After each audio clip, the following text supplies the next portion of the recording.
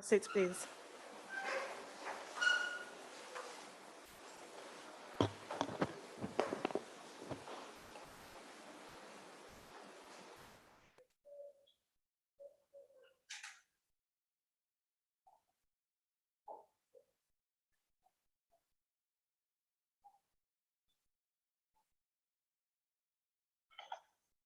Good morning, ladies and gentlemen. Would like to welcome you all to Corona College of Education public lecture for today. And students, representative, the speaker, our faculty, you're all welcome.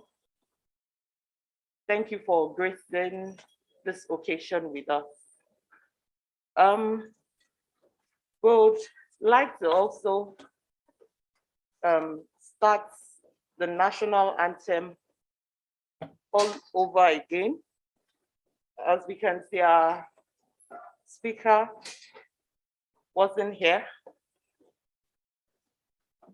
So we'll run through the program from the beginning, please. Thank you very much, everybody. The national anthem.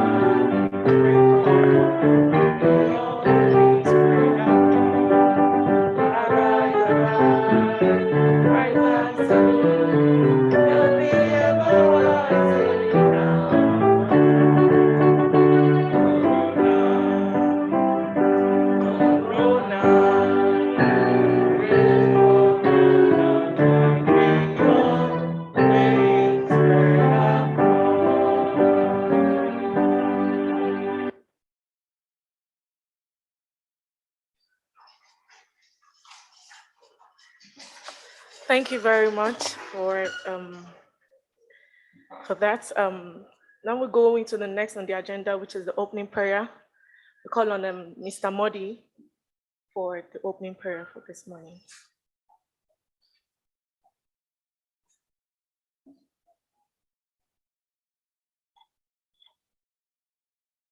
Shall we all rise?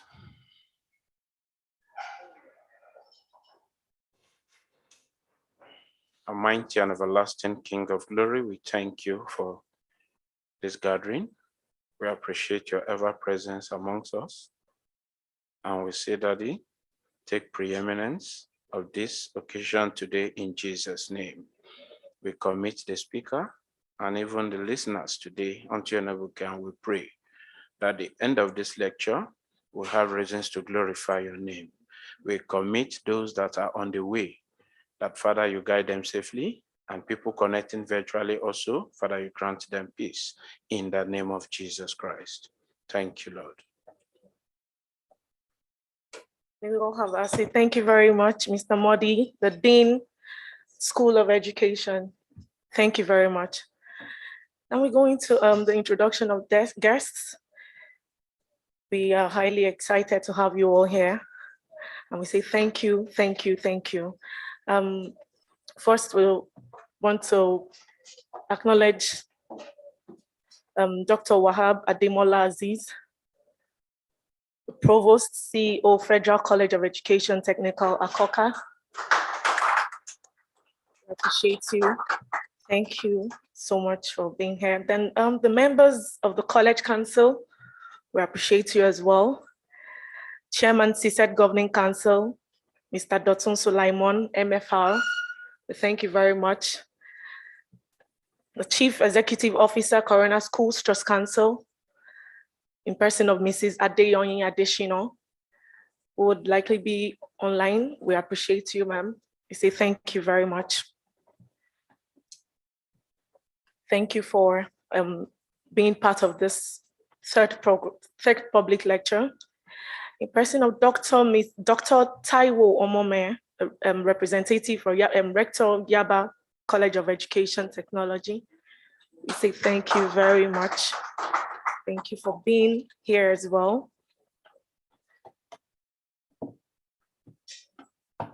We appreciate you. Barrister Femi Ajibade Ogunwusi, Education Secretary, Oshodi Solo Local Government. Thank you very much, sir. We appreciate you. Thank you for honoring this invitation. And we'll go on to the next on the agenda, which is the opening remarks by the LOC chairman. Before we go there, we won't hesitate to welcome our guest speaker, person of Professor Ehosa Osaye. We appreciate you, sir, the Director General, Nigerian Institute of International Affairs. We appreciate you. We also say happy congratulations to you, sir, on the anniversary, the 60th anniversary you've been having all through, and for making our time to be here. We know it's supposed to be a tight corner for you, but you made out that time. We celebrate you and we say thank you very much, sir. So we'll call on the Chairman LOC, person of Dr. DK Mike, for his opening remarks. A round of applause, please.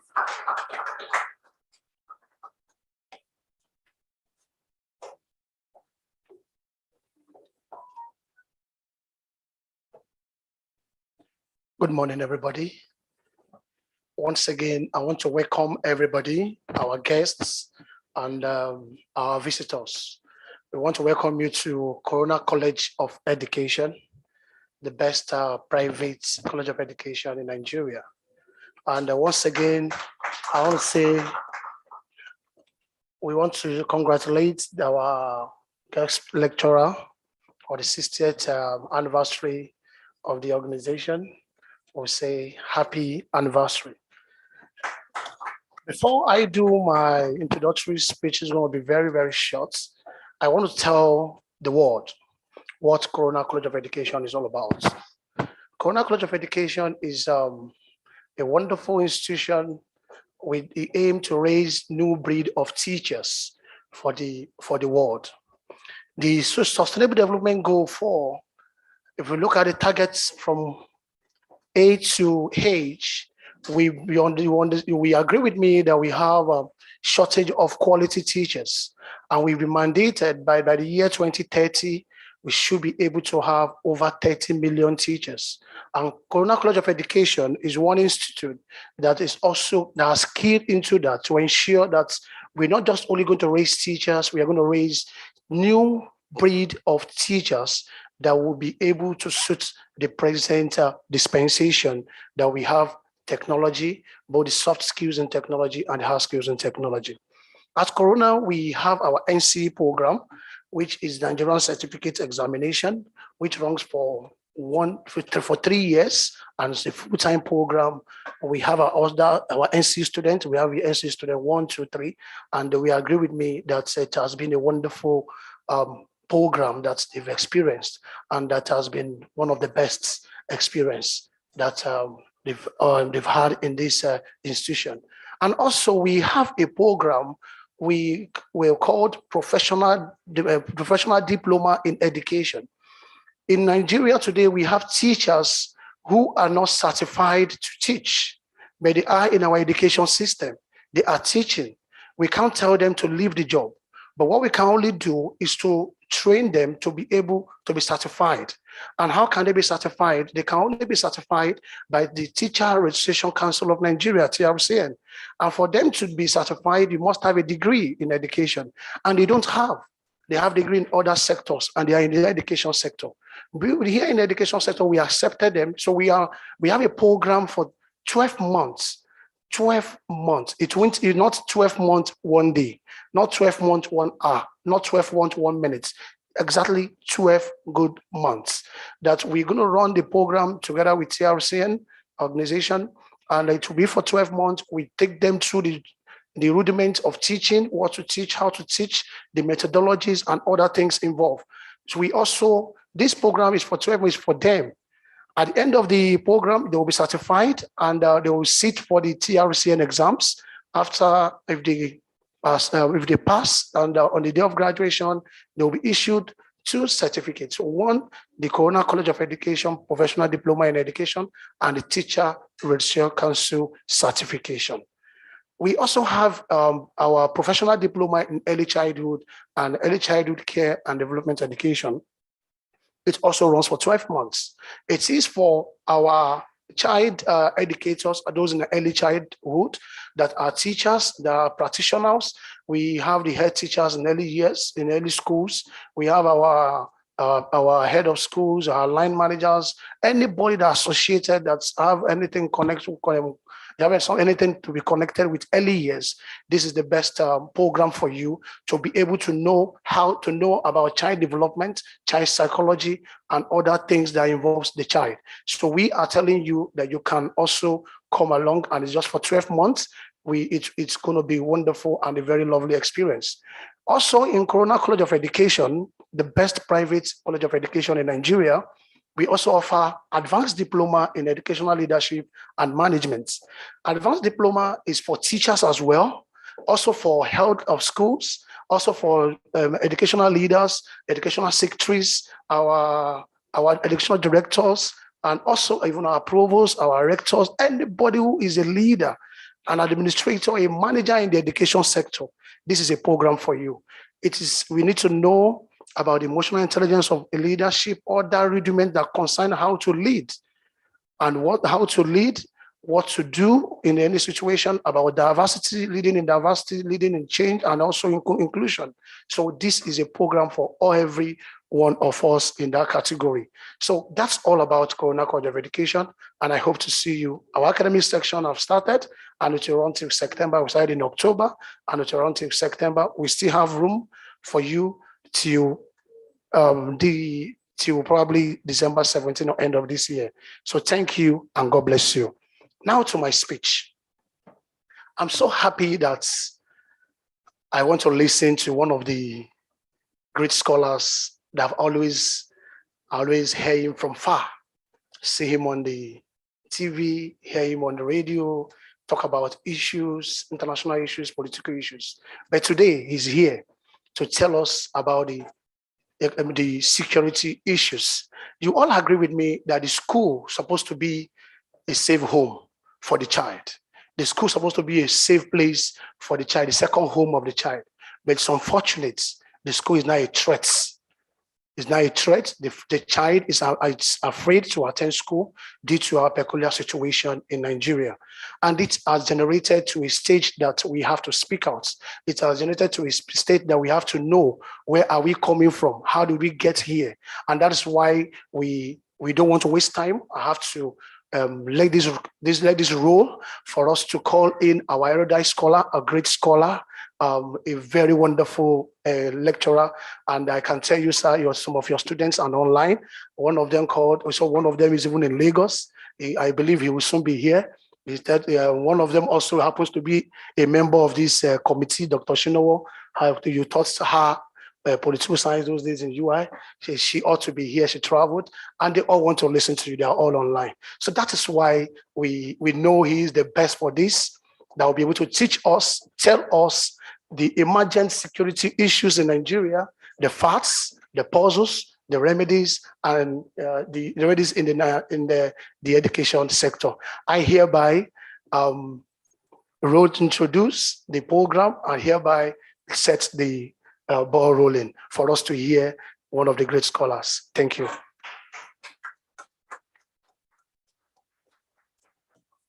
Thank you very much, Dr. DK. We appreciate that. What a wonderful speech from the LOC. We still have some other dignitaries to recognize. Need to recognize the Representative Education Secretary, Shomolu Local Government Authority, in person of Alhaji Lawal. Thank you very much, sir. You're welcome. And also Education District 6, Representative S.A. Owolabi, representative to the Tutor General. Thank you very much, sir, for being around. We also acknowledge the presence of the Director of Special Duties of Lagos State Polytechnic, in person of Mrs. Aderonke Ige, representing the Rector. We appreciate you, ma'am. Thank you for being around today. And then we'll also look out for the Dean, Faculty of Education, UNILAG, in person of Professor Monday Basi Ugbaha. I beg your pardon, sir. Thank you very much, sir. We appreciate you all for coming around. And also we would like to look back again to the chairman of the occasion as well, in person of Dr. Wahab Ademola Aziz. We appreciate you, sir. That's the Provost CEO, Federal College of Education, Technical Akoka. You're welcome, sir. We also the representative of Topmost College of Education, representing the Provost. You're welcome. You're highly welcome. Thank you for coming. Thank you for being here. So now we'll go back to the opening remarks by the chairman. We want to get the opening remarks by the chairman, person of Dr. Wahab Ademola Aziz, the Provost CEO, Federal College of Education, Technical Akoka.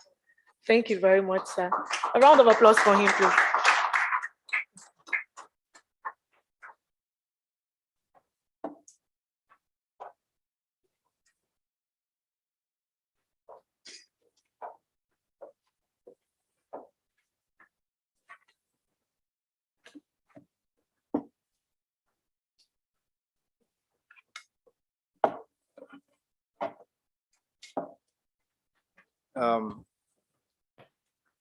The chairman of Board of Trustee, I hope I'm correct, of Corona College, the provost of Corona College, and other principal officers, then the guest lecturer of today, distinguished guests, staff, students, members of the press, ladies and gentlemen. Let me first of all apologize that I came a bit late. Friday is always not a good day for me as a person to attend a public function, because it's the last day of the week where you have too much presence in the office. Maybe that as it may, I feel that I must be physically present here for one or two reasons. Because this is my first time of entering these premises And I know that for the past 2-3 years, there has been a kind of what I would call is it bilateral relationship between Federal College of Education Technical Koka and Corona College, even though not officially, because the immediate past provost is the staff of the college, that's Dr. Bion Martins. And when he left, the college management or the board of trustees was gracious enough to also appoint the current provost from our college, the first college of education technical in Nigeria. I feel that at least having done that for us, that it's also proper that I attend this program physically. I appreciate the management of the college for deeming it fit to nominate me as the chairman of this lecture. Having said that, I'll be very brief in my opening remarks so that I know the program has started. We are talking, the topic of today's lecture is emergent security issues in Nigeria, the facts, pursuits, and remedies for education sector. I want to also plead that maybe the subsequent lectures should also include the students in their large number, because if you look at the age bracket here, and I'm sure that many of us here maybe will have lived, or will have been born maybe in the 60s, in the 70s, where we enjoyed better educational system, especially most of us who are from the southwestern part of Nigeria. Then education was made compulsory for our parents. And I was listening to the Professor Tomori's this, which is also on social media. We had the old professor was crying for Nigeria because of the sorry situation we have found ourselves. And why I would have wanted more of our students to be here, because this lecture concerns them most. Because if you look at the rate of insecurity, it's very common among the youth.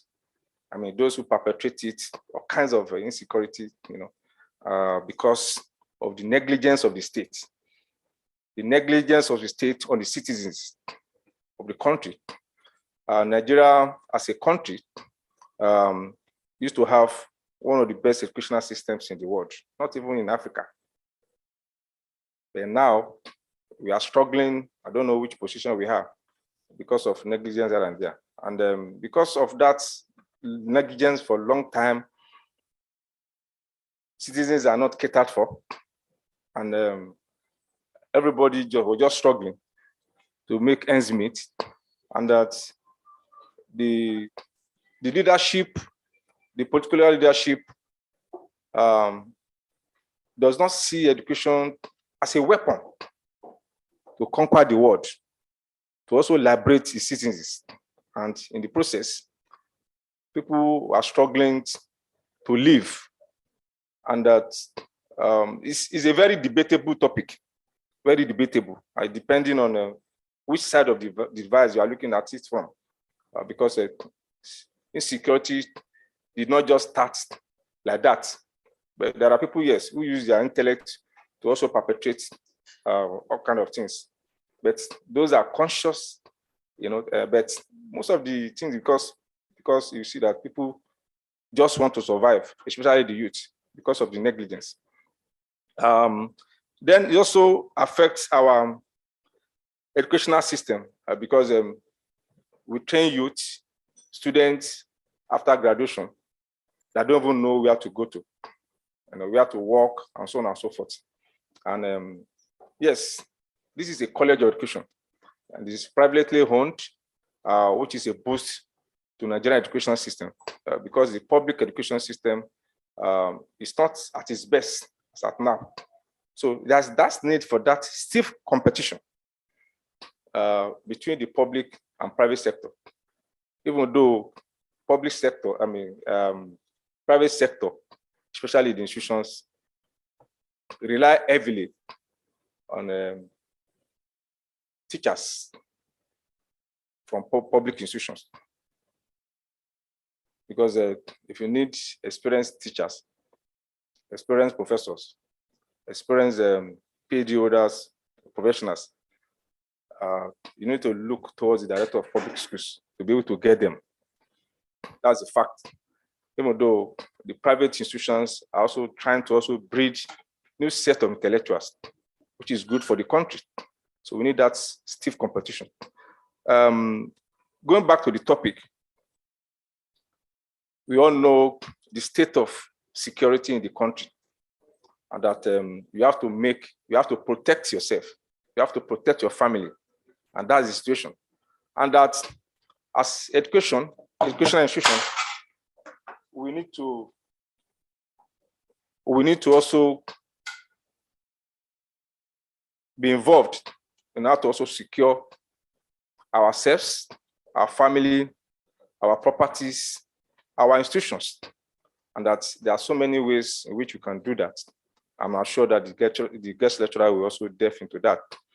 But more importantly, before I just round up, I want to say that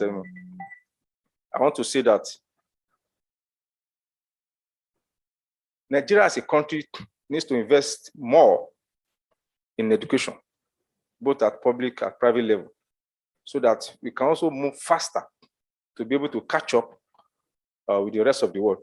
And what I mean is that our curriculum has to be, well focused, so that we don't force students to offer courses that are not necessarily, adding value to our situation. I'm saying that, I also argue that most of our institutions, universities and polytechnic, will run almost the same curricula, which I don't think is the best for the country. An institution that's located in a particular community, a particular state, should have a focus on what type of courses it can run to also, add value to that system. So the issue of security, I know, will be overcome by the time we're able to also create more awareness, education, and the youth especially are also trained to be able to also develop certain things on their own, especially the technology. And that's where we have the whole world is now. So that our curriculum should be tailored towards making sure that our students are involved in technology. There's no magic in technology. We have technology in all curriculum, in all courses, so that even if somebody is offering a subject, a course like Yoruba, Igbo or Hausa, it doesn't mean that you must be a medical student or an engineering student before you can also understand the basic rules of technology. But it must be consciously inculcated in our curriculum so that we can overcome some of these challenges. And lastly, as educationists, I want to plead that, please, we should not stay aloof because we are intellectuals in providing solutions to the problems that are facing the educational system in Nigeria. If we leave our educational system in the hands of Nigerian politicians alone, then we are doomed. So we need to be ahead in providing intellectual solutions so that we can get the best and secure our country. Thank you very much.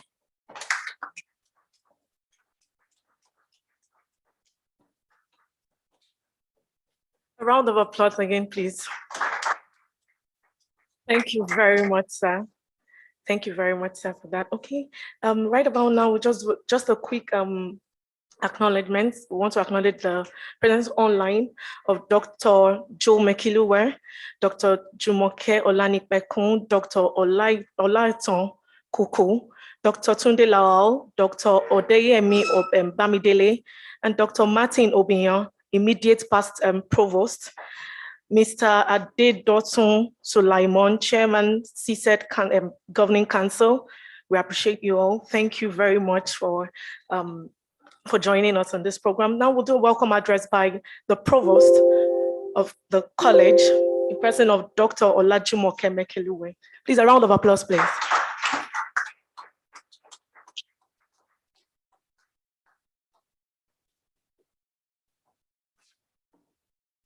The chairman of the occasion, Dr. Wahab Ademola Aziz, my very own provost. Thank you for making time out of your busy schedule to be here. The distinguished guest lecturer, Professor Egosa Osagai, he will still have to correct us on how to pronounce the name. The chairman of the Governing Council, Corona College of Education is online with us. Let me quickly say that this is a hybrid event. So we have quite a number of participants joining us online, and they will be recognized from time to time. The Chief Executive Officer of the Corona Schools Trust Council. I can see here seated with us today, representatives of different tiers of education. We have the representative of the Education Secretary from Shomolu here seated. From District 6, we have the representative of the Tutor General here seated. We have the Dean of the Faculty of Education here seated. We have representatives from sister colleges, private colleges, Topmost College, you're here seated, I know. Adeniro Ogunsoya College of Education is here seated. Representative of the Rector, Lagos State Polytechnic is here seated. I welcome you all. The representative of the Yaba College of Technology, a personal friend of mine, Dr. Taiwo Momia from secondary school. You're welcome to the occasion. We have so many people here seated already. The college management, registrar, deans of schools, the heads of the Corona schools joining online, distinguished guests, staff and students, Corona College of Education, gentlemen of the press, ladies and gentlemen. I'm delighted to welcome you all to this public lecture organized by Corona College of Education, Ilupeju, Lagos. Today's lecture is the third in the series of lecture series designed to generate discourses around issues in education with the effect of galvanizing sustainable change in the education sector in Nigeria today. At today's event, joining us virtually and on-site are distinguished guests from within and outside academia, from supervisory bodies, ministries, and representatives of government, education districts, proprietors, heads of schools, administrators, teachers, students, and well-meaning Nigerians from all nooks and crannies of the society.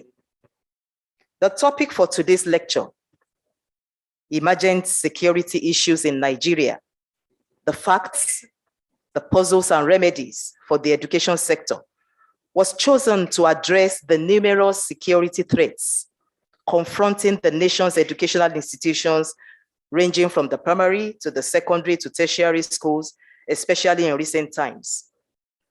These are apparently challenging times for all stakeholders in education and for government, as the nation's institutions have become the target of attacks from enemies within and without. Though insecurity is a global burden, ranging from kidnappings to banditry, militancy, terrorism, civil unrests, riots, environmental hazards, armed robbery, unprovoked shootings. The spate of attacks on schools in Nigeria in recent times is nevertheless unprecedented. Let me quickly, I'm not trying to take over the lecture, but let me just remind us of recent events across this year, last year, of insecurity matters all over the country. In 2014, we all woke up to hear the sad story of about 276 students in Chibok, in Borno State, kidnapped and ferried away into the night. From Chibok, we moved on in 2018 to the tale of Dapchi girls, about 116 of them in Yobe, all carried away by abductors. And then in 2021, we come down to the recent months, in March, 300 students from the government girls secondary science school in Zamfara were again carried away.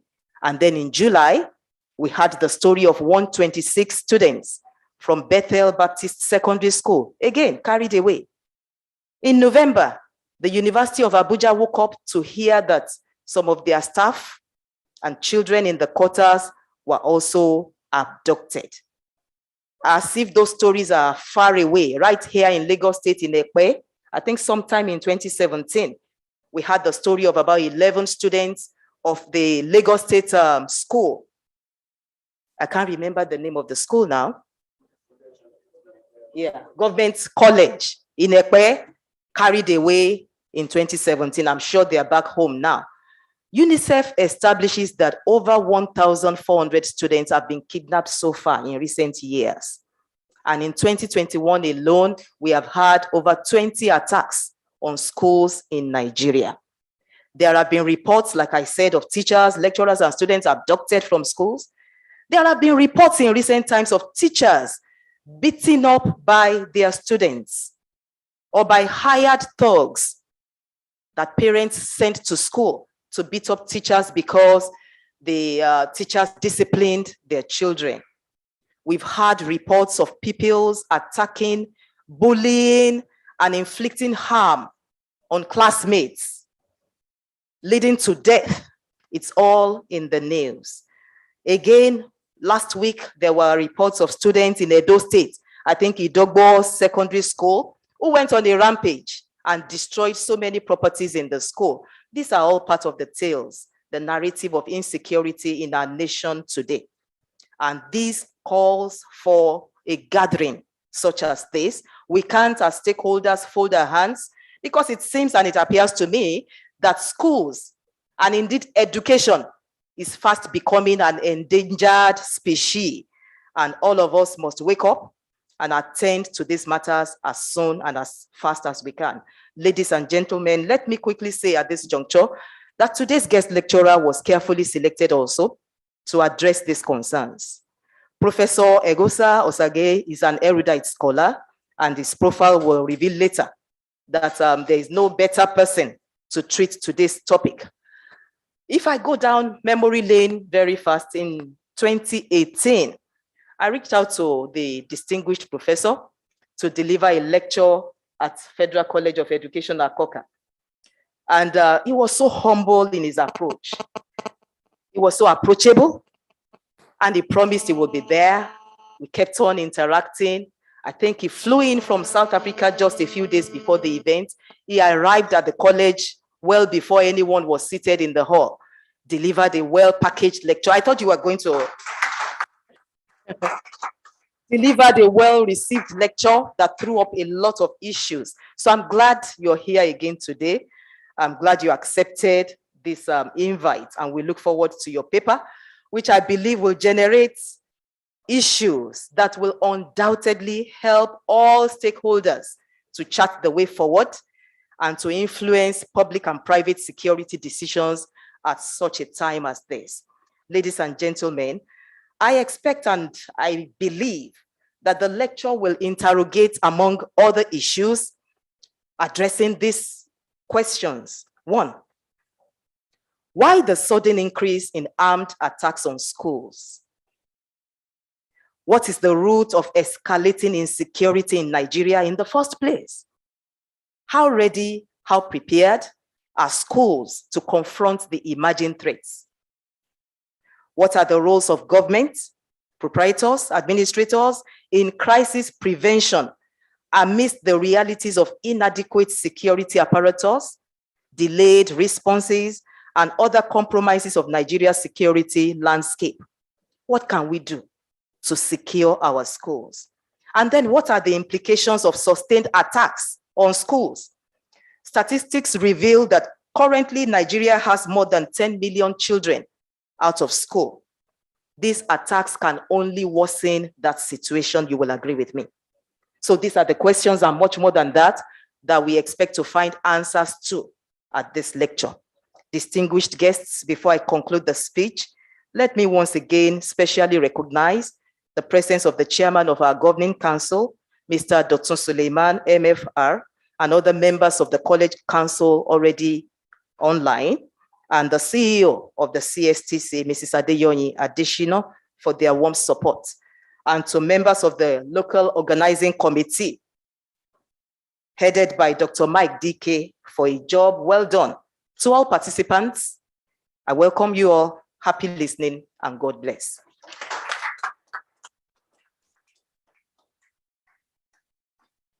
Thank you very much, Dr. Olajumoke Mekiluwa. That's the Provost, Corona College of Education.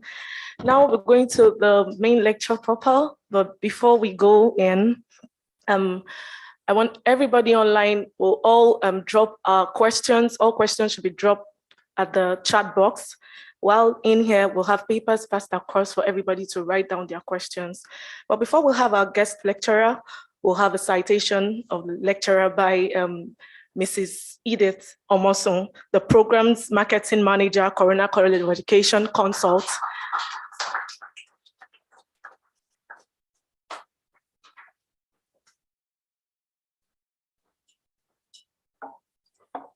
Citation on Professor Egosa Emmanuel Usagai. Professor Egosa Emmanuel Usagai holds a PhD in political science from the University of Ibadan, where he is a professor of political science. He was appointed Director General of the Nigerian Institute of International Affairs. He was appointed Director General of the Nigerian Institute of International Affairs by the President, Commander-in-Chief of the Federal Republic of Nigeria in 2021. Before then, Professor Usagai was Vice Chancellor of Igbenedion University, Okada, a position he held for a record of 14 years. Professor Usagai was the 2019 Claude Ake Chair at Uppsala University in Nordic Africa Institute, Sweden, and a Fellow of Stellenbosch Institute of Advanced Studies in South Africa. Our guest lecturer was 2017 Vansley Slabbert Professor of Politics and Sociology at the University of Cape Town. And in 2014, Emeka Anyoko Chair of Commonwealth Studies at the University of London. His Anyoko Chair inaugural lecture in 2014 became the first inaugural lecture by a Nigerian in the history of University of London. Before, I was thinking you should clap. Taking up an appointment at Igbenedion University, he was a leader of the Ford Foundation funded program on ethnic federal studies and the director of Center for Peace Conflict Studies at the University of Ibadan. Between 1994 and 1998, Professor Usagai was professor and head of Department of Political Science at University of Transkei, South Africa. He has also been a visiting professor, a fellow, distinguished senior scholar at Carter Center of Emory University, USA, University of Liberia, University of Cape Town, South Africa, and Nordic African Institute, Uppsala, Sweden, University of Ulster, Northern Ireland, Northwestern University, USA, University of Cambridge, UK, Dartmouth College, USA, and Yale University, USA. The distinguished professor was a Rockefeller Fellow, and most recently a MacArthur Fellow. He has also won several awards nationally and internationally, and he is a member of several learned societies and educational boards. Professor Sagai served as the chair of the panel on quality assurance assessment, United Nations Economic Commission for Africa, chair of Pan-African Working Group on Building Institutional Effectiveness in Africa, hosted by the Institute of Global Dialogue, South Africa, and Federal Trust Fund, UK, between 2005 and 2006, UN expert on Somalia, amongst many others. He has been a member of technical advisory panel and network on parliaments and parliamentary institutions of African Capacity Building Foundation, Harare, Zimbabwe, since 2003. Between 1998 and 2004, he was Africa's representative on Steering Committee on Civil Society Governance project at the University of Sussex, UK, between 2006 and 2007. He was a member of the Centre for Advisory Review Group, Development Research Center on Citizenship, Participation and Accountability at the same university. He served on Steering Committee of Consortium of Development Partnerships, a successful model of North-South intellectual collaboration that involved institutions from North America, Europe, and Africa between 2005 and 2012. In 2002, Professor Sagai was a consultant to the African Development Bank country mission to Zambia and produced the country's governance profile. Between 2001 and 2003, he was a member of the Presidential Advisory Committee on Political Affairs in Nigeria and is a member of the Board of Trustees of the Nigerian Development Forum. He has consulted for USAID, DFID, UNDP, and the Open Society Initiative for West Africa, and is the founder and chair of the governing board for community relations and conflict resolution in Ibadan. Professor Osagai has published extensively on governance, state politics, globalization in books and journals, and attended over 300 conferences, workshops, and seminars in different parts of North America, Europe, Asia, and Africa. In addition, he has published well over 150 articles in books and learned international journals. Ladies and gentlemen, please help me welcome Professor Emmanuel Osagai.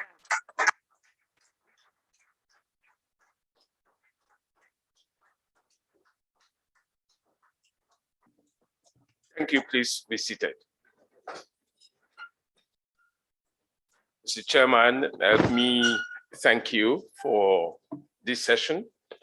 Let me especially thank my dear sister, Dr. Lajboke Mekiliwa, who has been a close friend since 2018, and congratulate you for your appointment as Provost of the Corona College of Education. I was struck, when you rendered your anthem, and I had to turn to her because I thought, that's an anthem I had heard many times, and asked me how I have heard that anthem. My grandson and my granddaughter are students, pupils actually, at the Corona School, and therefore I felt really at home. So let me congratulate the Corona Group for the wonderful things you're doing. We expect that in the next couple of months, you would add many more tertiary institutions to what you're doing.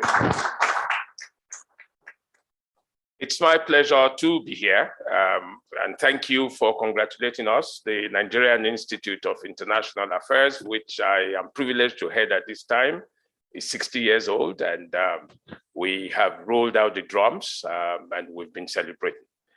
Diamond Jubilees are useful landmarks, and you cannot but celebrate them. My task this morning is very well known to you.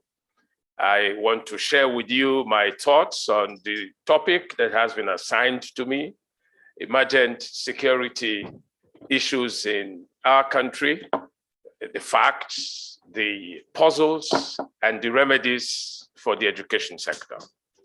Now, I am delighted because it is a subject that I think bears a review. We need to interrogate it. We need to understand it. and we need to know exactly what the problem is. And the hope is that once we are able to know what the problem is, then we should be able to search for pathways for addressing these kinds of issues. Let me straight away say first that what I'm going to do today would be to say to you the facts that you already know. I would even discuss with you the puzzles, but those puzzles I will try to encapsulate and frame within theoretical reaches, because what immediately has to be known is that these so-called emergent security issues are not isolated. They are not a Nigerian problem.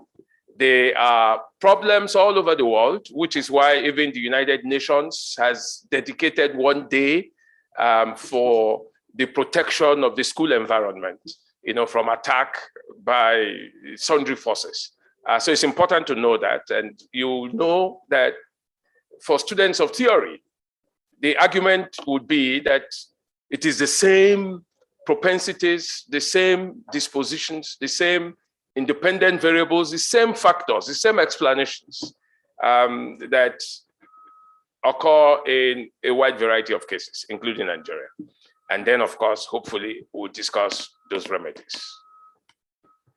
Let me say that just to begin, when you say emergent security issues, the temptation to assume that these are new and evolving security threats would be there. But every student of history quickly realizes that many of the problems that we describe as emergent, have deep roots, in structural factors and historical factors. And in this case, they may even be embedded. Therefore, I'm going to suggest to us that these emergent security issues have very deep roots and deep historical roots. Many of them going back to even the nature and the character of the state that we have in Nigeria and in the rest of the world. So they are embedded in a sense, and therefore, if we don't understand that embeddedness, we won't know what has hit us. I like to suggest, that these newer forms, these evolving newer forms, of insecurity are manifestations that are more contemporary of issues that have been with us for a long time. The second clarification, which is conceptual, that I think is necessary, is to say that once we say emergent security issues, the way we understand them today, what immediately comes to mind is Boko Haram, banditry, terrorism, armed robbery, and so on. It's as if the school is under attack from external forces, which is partly correct, maybe even largely correct, but that's not all of the story. You know, of course, that when we talk about whether old or emergent security issues in the education sector, we have internal dimensions of these problems of insecurity. As I speak about this, I'm sure you're all already thinking of cultism, as an endemic problem. That is not emergent at all. That is not something that hits us from outer space. It is something that happens within the space of the education sector. There's cultism, and a great deal of it. Every day, there are new forms of cultism. A long time ago, cultism was restricted to the institutions of higher learning. But today, cultism has gone down to the primary school level. I hope you know that. I hope you know that, we face very serious problems, because if cultism begins from, the primary school and even the nursery school, these guys are going to cumulatively become hardened, and they by the time they graduate, into the more serious levels and forms, God save our country. But I hope that we can have things that can address these kinds of issues and deal with them. For the period I was Vice Chancellor of a university, I was always struck each time we found problems with children. Well, our students would always be children, but especially those that got involved, in drug abuse. And, there was a particular student from Jos, who is now a distinguished pharmacist, by the way, that was a regular visitor to the Vice Chancellor's office. And each time I saw him, I would say, "What is your problem?" And he would tell me he's been doing this since he was in primary school. Or even to think of a medical student who has lost his life now. Now, who was this medical student? His father was a senator. He attended King's College. He was top of the range, in JAMB and everything. And he got to the university and brought with him cultism. And we said to him, "No, you have no space here. You're going to live here." His father intervened, and he said he was his only son. We should, and so on and so on. And I counseled this young man, and I said, "What is your problem?" His confession, brought tears to my eyes. He said to me, "Sir, you don't even know the extent of cultism on this campus that I know, because I am an old student of King's College. All the old students of King's College in this university are in the same cult."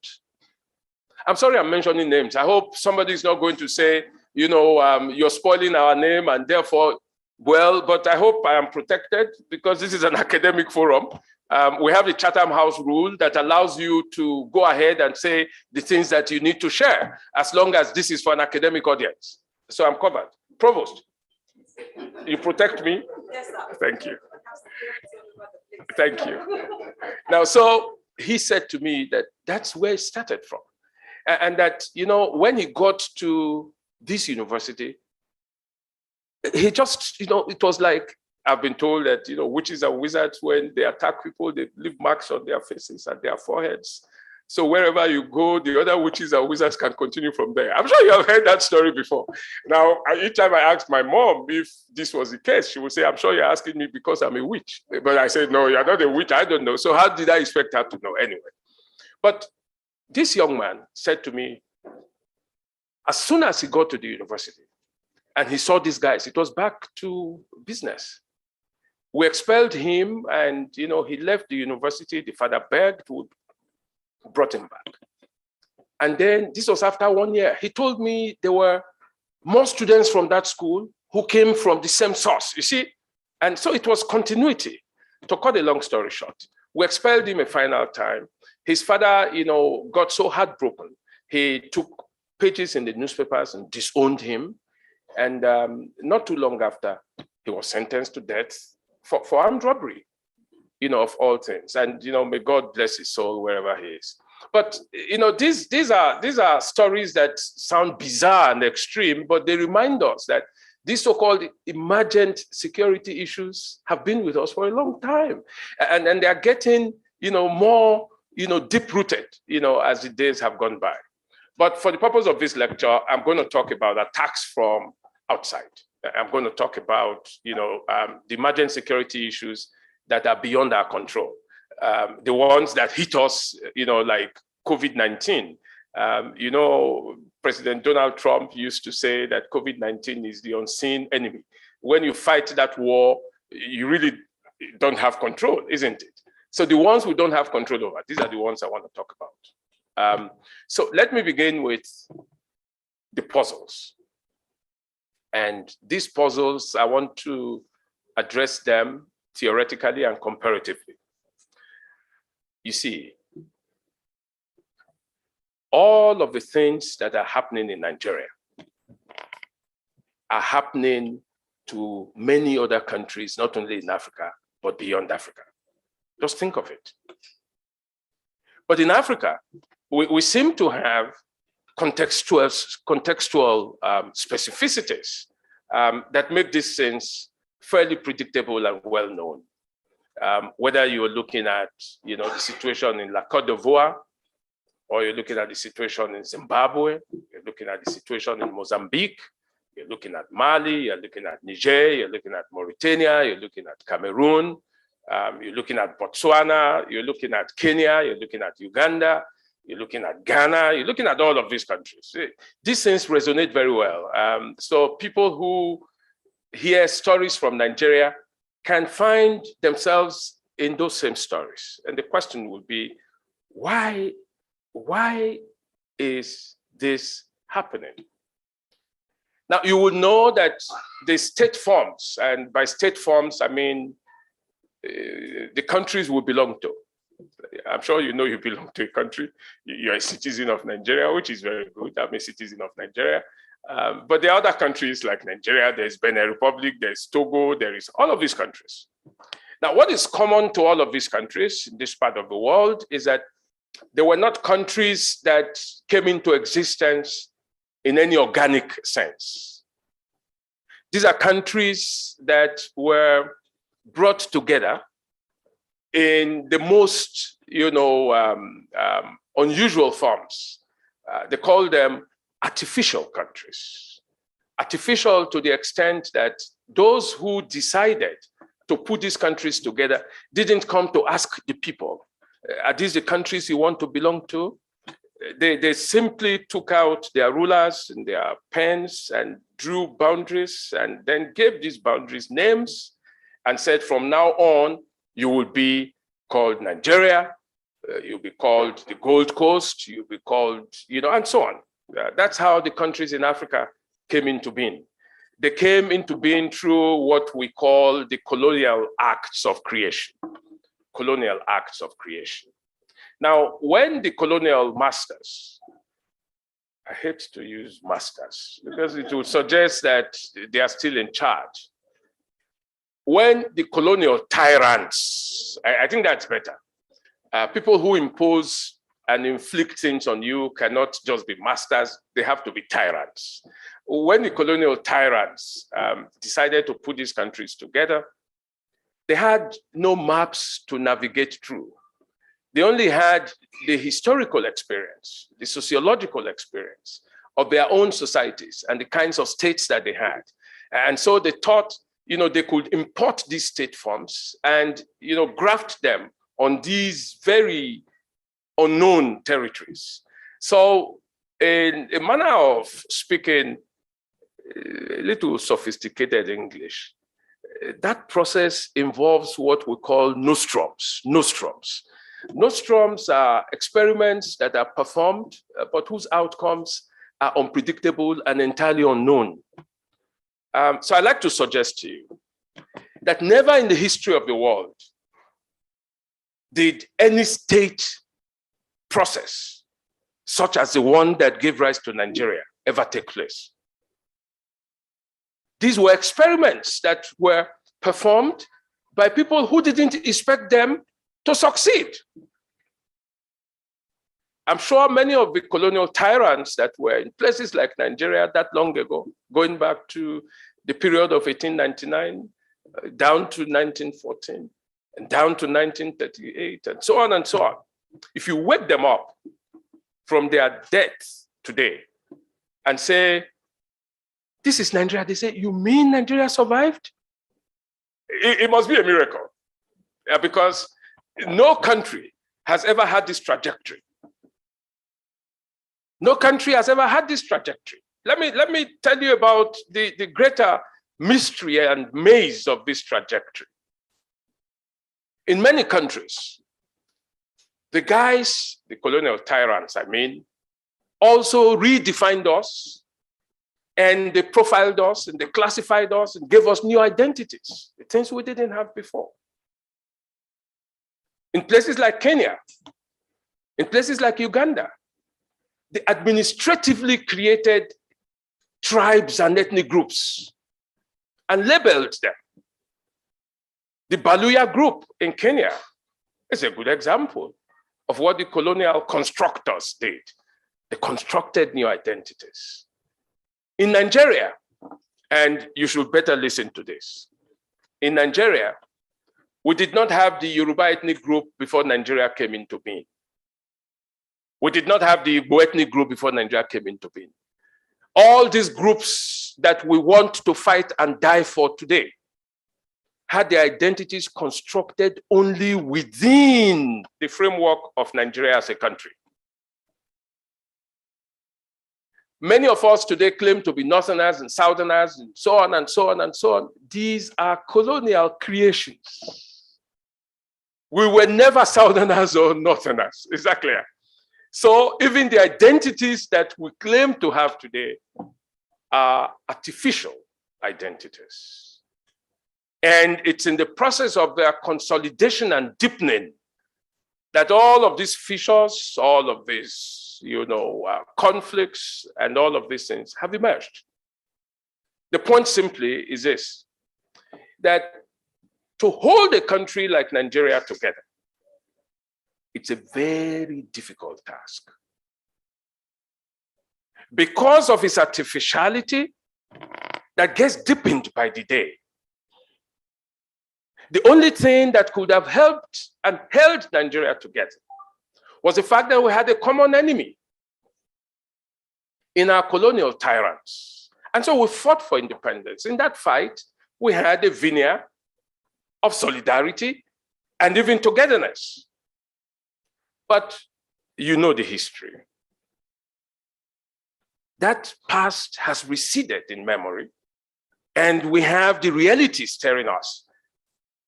Students of anthropology call this the theory of segmentary opposition. Segmentary opposition simply means that A and B and C and D can get together when they have a common enemy. But once they have gotten rid of the common enemy, they fall on themselves and begin to tear each other apart because they cannot find the common enemy anymore. South Africa is slowly beginning to unravel in that manner because apartheid is gone. So what held all of those groups together no longer exists. So now the competition has started. So all the things happening to Nigeria and happening in other African countries, I'd like to suggest to you, are responses to the artificiality of the state, the imperfection of that state, the lack of legitimacy of that state, and the jostle now to recreate the state in the image of the people who are saying, who owns this state? Do you understand? So the logic of whether it is terrorism, or it's insurgency, or it's separatist agitation, all of these things that are all over Africa are simply saying, this state that you gave to us is not our state. Now we want our state, and we want ourselves within this state. In Mexico, they used to say, those peasants would say, never again a Mexico without us.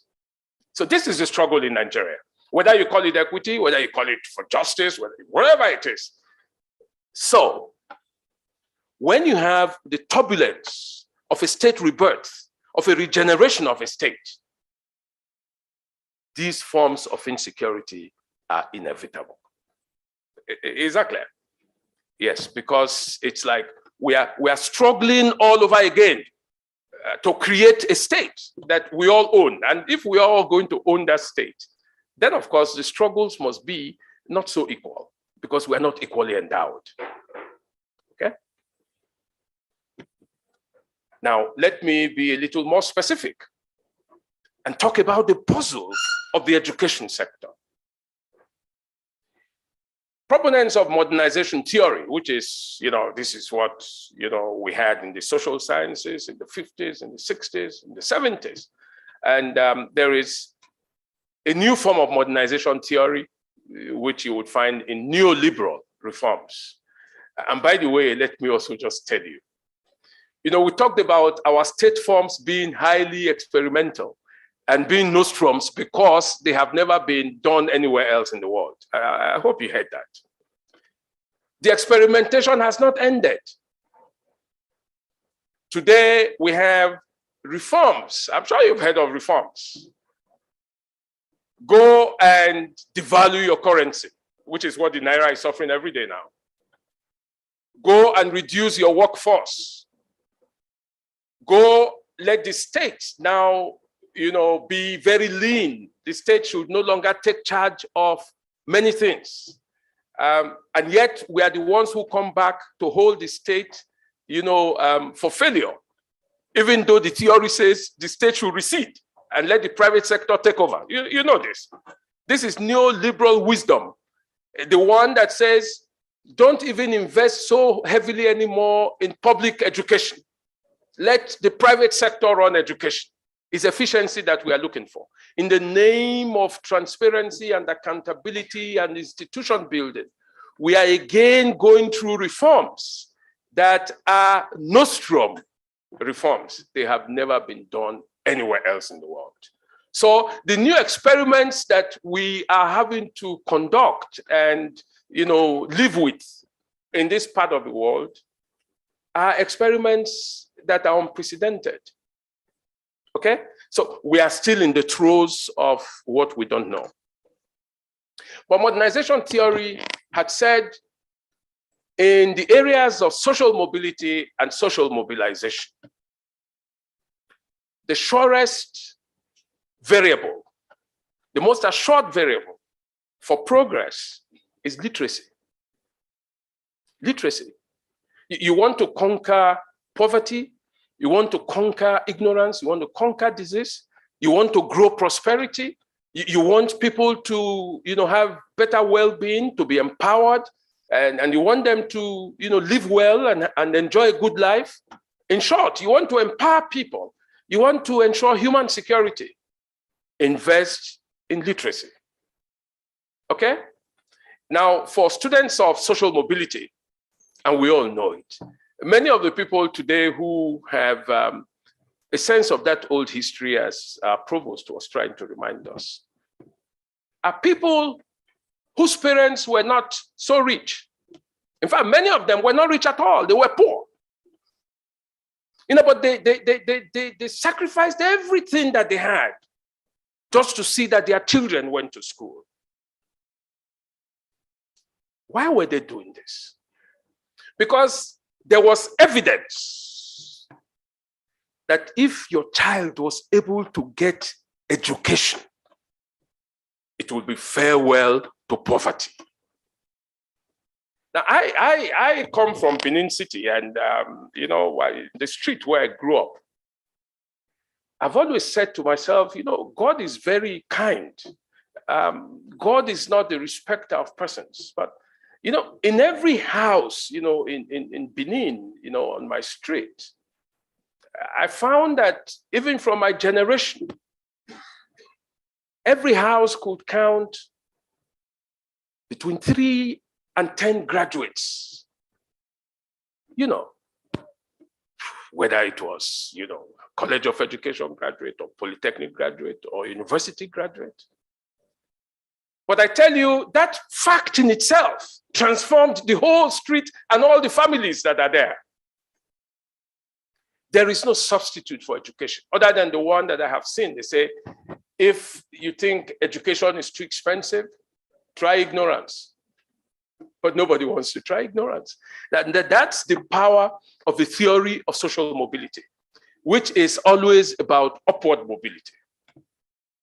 So it is a transformatory, thing that education does. Literacy takes people from, poverty, abject poverty, takes them from ignorance, takes them from disease, takes them, not just taking them, it liberates them, emancipates them, and takes them to a point where they can be fully empowered and be on their own. That's social mobility, social mobilization, modernization theory. Now, in 2004, Paul Collier and Anka Hefler published a landmark article in the Oxford Academic Papers titled Greed and Grievance in Civil War.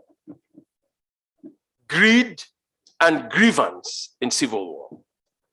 What were they trying to do?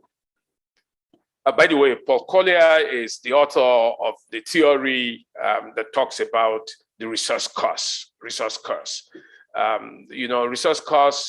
comes from what the Netherlands suffered, when they suddenly got into wealth, when they found oil, The Netherlands, abandoned all of the productive sectors, the things that made them worthwhile before. And even the capitalist class became very leisurely, and they now started to depend on the rents from oil. It's called the Dutch disease. I'm sure you have heard the Dutch disease. It's called the Dutch disease. It leads you to a feeling of being very wealthy, and every person is, happy ever after. As long as oil flows, everything is well. But you see, that Dutch disease takes you away from your productive capacities. As Collier argued later, it leads to the curse of war and conflict. So wherever you find these extractive resources, especially oil, uranium, and so on, and especially when they are located in one part only of the country, conflict and war are inevitable. Now, so Collier and Heffler were asking, what are those underlying factors? What are the independent variables? What are the explanatory factors, for civil war that we can find? And they identified several factors, but for our purpose in this lecture, the one that they thought was key was education. Why? Because they say there is a positive correlation between the dropout rate of school children and young adults and conflict and war. So they argue that in places where children are illiterate, okay, where school rates are very low, and where therefore there are high levels of illiteracy, you have an enabling environment for conflict and for war. Okay? And they had their correlations to show that countries that have high levels of literacy don't get immersed in war. Do you know why that is crucial? If you go to school, and I like for all of us to take note of this. If you go to school, as many of us have done, the kinds of risk you take will be lower. Is that right? People who have gone to school just don't plunge into the unknown. They tend to become more conservative the more education they have. The more education you have, the more careful you are. So it's not a surprise, therefore, that the guys who go into ritual killings, who go into Yahoo, who go into all of these things, are either school dropouts or people who didn't go to school. And those amongst them who went to school didn't go to school well. No, you can tell. It's true. They didn't go to school well. They may have gone to school, but school didn't go through them. We know this. So Collier and Heffler then said, in all the countries they studied that were at war, where there was terrorism, where there was chronic conflict, the first thing that the perpetrators hit, schools. Schools. Because the more they close the schools, the easier it is for them to recruit. Do you understand this connection now? Becomes very easy for them to recruit. Every child out of school is a potential terrorist. Every child out of school is a potential armed robber. Every child out of school is a potential rapist. This is the reality. And it's proven by theory. It's not Egosa Asagai that is propounding this. This is Collier and Heffler. I mean, they had all of those correlations and the simulations, and they arrived at this very painful conclusion. And then they said, because of this, you can understand the ideology of Boko Haram. Boko Haram, just in case you don't know, means Western education is evil. Now, I'm sure you know of the origins of Boko Haram. You may not know.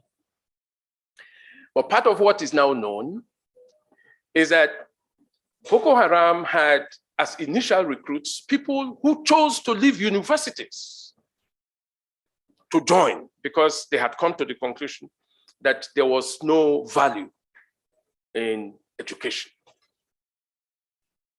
So from this theory, you would say, is it any surprise, therefore, that schools are the targets for these attacks? The whole goal, the whole objective is to keep the schools in total and absolute disarray and to make it impossible for people to go to school. The most virile segment of our population is made up of young people. So the more young people, male, that you're able to keep out of school, the more recruits you get. The more, and listen to this, the more young girls you're able to keep out of school, the more wives you make. Why is that crucial? You see, sex, rape, forced marriages, these are weapons of war. They are weapons of terrorism. They are weapons of banditry. Because there's an ideological indoctrination. There is a radicalization that teaches those people that when you have had children out of these situations of rape, of forced marriage, of illegal sex, the children that come out of that will continue this struggle. Do you understand? So terrorism is not only about the living right now, the indoctrination, the radicalization says, when you have succeeded in impregnating those women, if you die, your children will continue. So those Chibok girls, the Japchi girls, all of these things they are doing, don't think they are happenstance. These guys also have a scientific approach, to the attacks. Okay? Now, from these theoretical frameworks, it is clear that what has hit the education sector is a very, very serious thing. It is not something that we can wish away. It is not something that we can decide you will sleep and the things will take over. They will change. They would not. But I'd like to suggest to you that there is an interface, there's a nexus, there's an intersection between the external forces and the internal forces that I talked about earlier on that will give rise to, is it cultism? Or is it, just share indiscipline and banditry in our schools? Those people, even when the schools are open and not closed, are also easy recruits for these external forces. Do you understand? So little wonder, therefore, that in many schools that are close, especially those that are close to conflict zones, we have cells of banditry and cells of kidnapping and cells of terrorism within the four walls of those schools. If it is not direct recruitment, it is the process of radicalization. And how does radicalization come? You see this thing. The other day, my grandson was in the house and he said to me, Baba, he calls me Baba, which is good, I like it. He says, Baba, every time I've come here, I see that you don't even know how to use your TV. Now he's 6 years old. So I said, I don't know how to use my TV. He said, yes, you're not smart. And I was, I like to be told so by a little boy because, we learn every day. So I said to him, you're a professor, teach me. So he says, give me the remote, and I gave to him. He did some things and said, you see, this is called Netflix. This is YouTube. So you don't have to be watching DSTV all the time. You can turn it. And I tell you, that changed my life forever because, you know, who needs DSTV? I'm on Netflix. I mean, just all thanks. It is these same ways that these transfers, these ideological things get to the children beyond the walls of the school. So I say to school managers, the formal space of school is not all there is to learning. The children have uncontrolled spaces, which they themselves have mastered. And they are able to receive from those uncontrolled spaces the kinds of things that would actually matter more to them, can change them completely. I have seen that little children watch cartoons. And many of us think those cartoons are just cartoons. They are not just cartoons. They are ideologically loaded cartoons. There are cartoons that teach racism. There are cartoons that teach bisexuality. There are cartoons that question God. There are cartoons that do all kinds of things, including the unimaginable. And these are things that our children get exposed to at such tender ages, beyond control. I'm sure as parents, you would find sometimes our children have a form of stubbornness that we cannot understand. Those forms of stubbornness come from the uncontrolled spaces that they have mastered, and they like them. Okay? So, the school environment is no longer just a physical space. It's not the dormitory. It's not the classroom. It's not the teacher. It's not the counselor. It's way beyond that. And COVID-19, has been one of those unforeseens. Like I say, Donald Trump says it's a war against an unseen enemy. We don't know. I mean, today is Omicron. Maybe tomorrow it will be Omicron 2. Nobody knows. It's a world out there that we don't know. But in trying to adapt to this world, we have become more technologically savvy. And that means that, we are learning to do things even without meeting physically. People now learn to work from home. Children now learn to be online. These things have positive sides, but they also have negative sides because they are exposing people to the good, the bad, and the ugly sides of technology, and all of these flows that come with technological facilitation. So the war today is a war that, involves the cyberspace. We also have to deal with it. And this is a cyberspace of YouTube and the other things, Instagram, you know what they call those things. That my grandson will tell me, Baba, you need to know these things. I mean, say the things I need to know at my age. To join them. So I'm saying to us, this is to unravel the puzzle of what we are dealing with.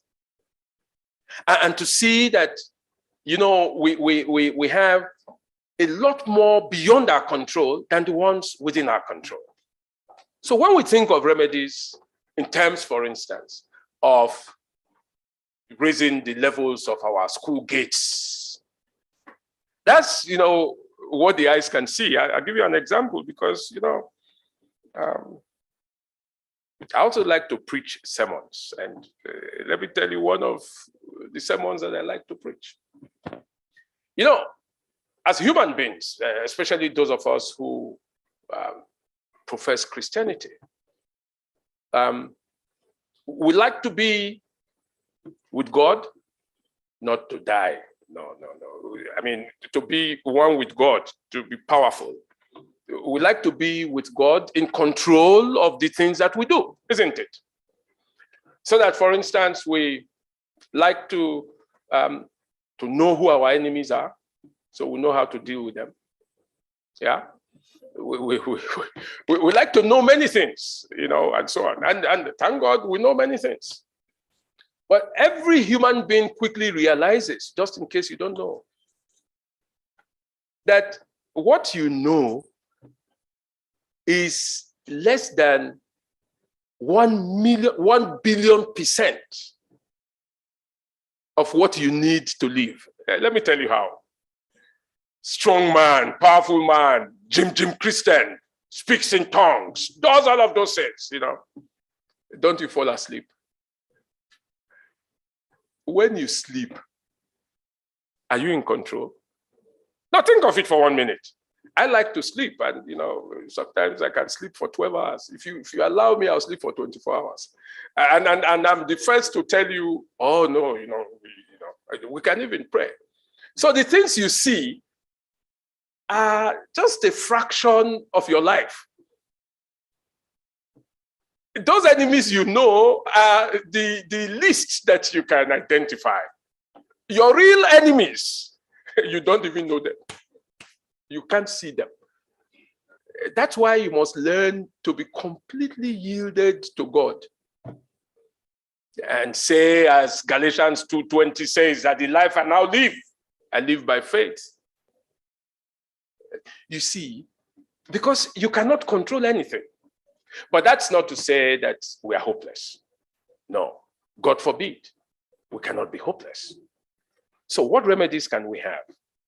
The first remedy that we must think of is to see how we can salvage our state. Because if the state is in a perpetual crisis, and the state is in a perpetual state of turbulence, and the state is not able to resolve its primary and fundamental problems of ownership and legitimacy, then none of these things can be addressed. How can we make that state the kind of state we want? We have to make the state more accountable. Our leaders have to become more accountable. We have to choose our leaders ourselves. We must look for ways that make it possible for our leaders to be accountable to us.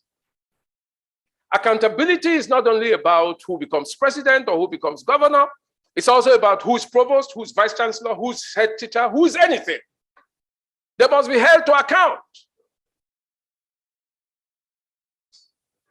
Now, a long time ago, Hillary Clinton, I'm sure you know her, since many Nigerians know more about people who are great people outside than we know about our people inside.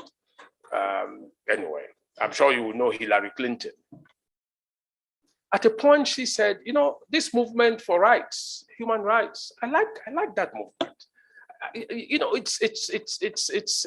part of our human heritage, part of the life that we live, that we should have rights and freedoms. But then she says, I think that rights should be organic, by which she meant, when you think of the rights of the girl child, the rights of the boy child, the rights of the wife, the rights of the mother, the rights of many people don't remember the rights of the father. It's only now we are beginning to bring the things back in. It's assumed that because most societies are patriarchal, the men are oppressive, they are domineering, so all the rights belong to them anyway. So these rights are meant to defend us against these very, very wicked men. These men that are oppressive. Just sit down and say, give me pounded yam, even if he hasn't brought money. Those men, So, but Hillary Clinton was saying, my worry is that one day, the family is going to get so far scattered that children will say, this is my space. The parents will say, the father will say, this is my space. The mother will say, this is my space. The grandchild will say, And she says, let us not overdo freedom. Let's think of how freedom can be binding on everyone. every person's right comes with a duty, a responsibility. And so I think that, it is that reciprocity, that solidarity, that's that cohesion, that togetherness that defines, familyhood and should also define the kinds of things that we're doing. So I like to say we need that overarching state, a strong state, that has been able to resolve these issues.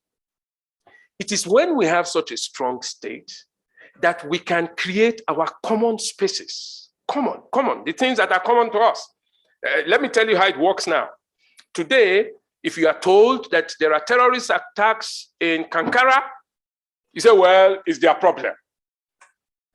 You see, it is their problem. Now, in the part of the country where I come from, there's a common saying that once water touches the finger, it has touched the body. But we all pretend that what happens in the northeast of Nigeria is their problem. If you hear banditry, say, well, we now have a Amotekun, so let them go and sort their problems out. Countries that have the kinds of states that I'm saying we should aspire to have are countries that are held together by common spaces and common interests, knowing that what affects one affects all. Is that right? What a time to be fighting each other. It's one of the tragedies of our remedying situation, because it's a time that calls for togetherness. And let me tell you about the togetherness that I'm saying. The lady who read my citation and pronounced my name very well, thank you. She's because the provost has said I must teach you how to pronounce my name. She said she had a debate with you, and somebody else to say it's not Usage, even though you still call me Usage. But my name is Osagai. Now, there's no way you will know that she's Edo because she bears a Yoruba name. In this place today, my mom is Ondo. There's no way you would know because I don't bear her stamp, so there's no way you would know. My name is Ewosa Osagai, and that's complexly Benin. Many of us here come from such dual backgrounds. This is the reality of Nigeria. And these dual backgrounds, we run away from it and begin to say, let's go our separate ways. So where am I going to fall? Would I be Yoruba or Benin? There are those whose parents are so far-flung apart. Mother Calabar, father Hausa, like Ahmed Musa, who plays football for Nigeria, is a Nigerian football captain. His mother is Edo. His father is from Kano. So where would he go to? So Nigeria, at the floor shop, is more coherent. It's more together than we make it appear. I haven't been to any part of Nigeria where I didn't see Nigeria in practice, on display, fully on display. Just think of it. DK is here, and there are many DKs here. Yes? So which Biafra are we talking about? No, really. Those things that divide us are, as I explain it, a function of the disintegration of the state. So when we get that state together, many of these things will fall in place. Second point is that we now know, thanks to the Colliers and the Hefflers, that the solution to, both short-term and mid-term and long-term solutions that we're going to have to these emerging security situations hitting us from the outside cannot be through the barrel of the gun. There is no way we are going to be able to do that. Our schools have to be reopened. The children have to get back to school. That's what the theory says. If they don't get back to school, we can only get worse. Just in case you don't know, in Boko Haram occupied territories, they have alternative governments. They exact taxes. People pay taxes to their local government. And for the women, they give them low, what do you call them? Those loans, SMEs. They run SMEs. They give, credit to the women on better terms than what we offer as government, as people. They give them. And if those people had to vote for where they want to belong to, especially when it comes to who is able to secure us, they will vote for Boko Haram. Is that right? So we need to counteract those spaces. We need to de-radicalize our people. We need to look for ways of halting this radicalization process and the indoctrination that is going on all the time. We must counteract them. Now, in this regard, I'll tell you the story of Antoine Makarenko, because we are talking education. Antoine Makarenko, is from the present-day Ukraine. In 1916, 1917, there was a Bolshevik revolution that gave rise to the Union of Soviet Socialist Republics, USSR. And what was it about the Bolshevik revolution? In that revolution, the aristocracy, the monarchy, the Tsar of Russia was overthrown. And then you had a socialist regime. And those who had that regime, this is the meaning of radicalization and de-radicalization, I want you to understand. Those who had that revolution then said, there's a problem. We don't know how far we can go with this revolution. If we are not able to get the people to be on our side, then this revolution will not last long. How do you get people to be on your side? These are people who are used to the old order. Okay? Socialism is a radical departure from that old order. Socialism requires a different set of attitudes, a different set of beliefs, a different set of dispositions and behaviors. And therefore, you needed to re-socialize the people. So they say, what should we do? Then they went to Antoine Makarenko, who was a great psychologist. And they said to him, Makarenko, what should we do? Now, it's also important that I highlight these anecdotes, because in our country, we don't use experts and specialists. We use, what did you call it, DK? The available. It's a country where anything goes. That's all we do. But these guys, they went to Antoine Makarenko and they said to him, you know what, you have done extensive research on this. Tell us how to go. Then he said to them,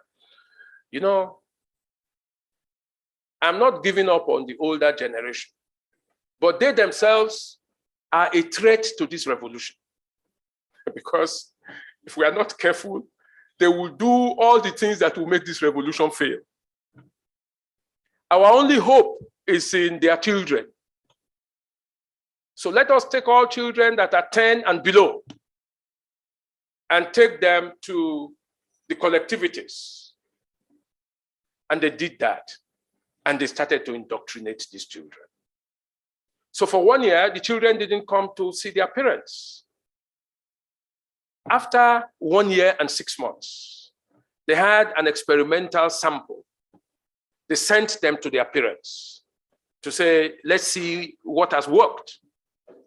These children came back to report their parents, to say, our parents are still of that old order. If they continue, this revolution is going to fail. They killed the parents. Yes, Yeah, because if you have a revolution, you want it to succeed, you cannot have those kinds of people.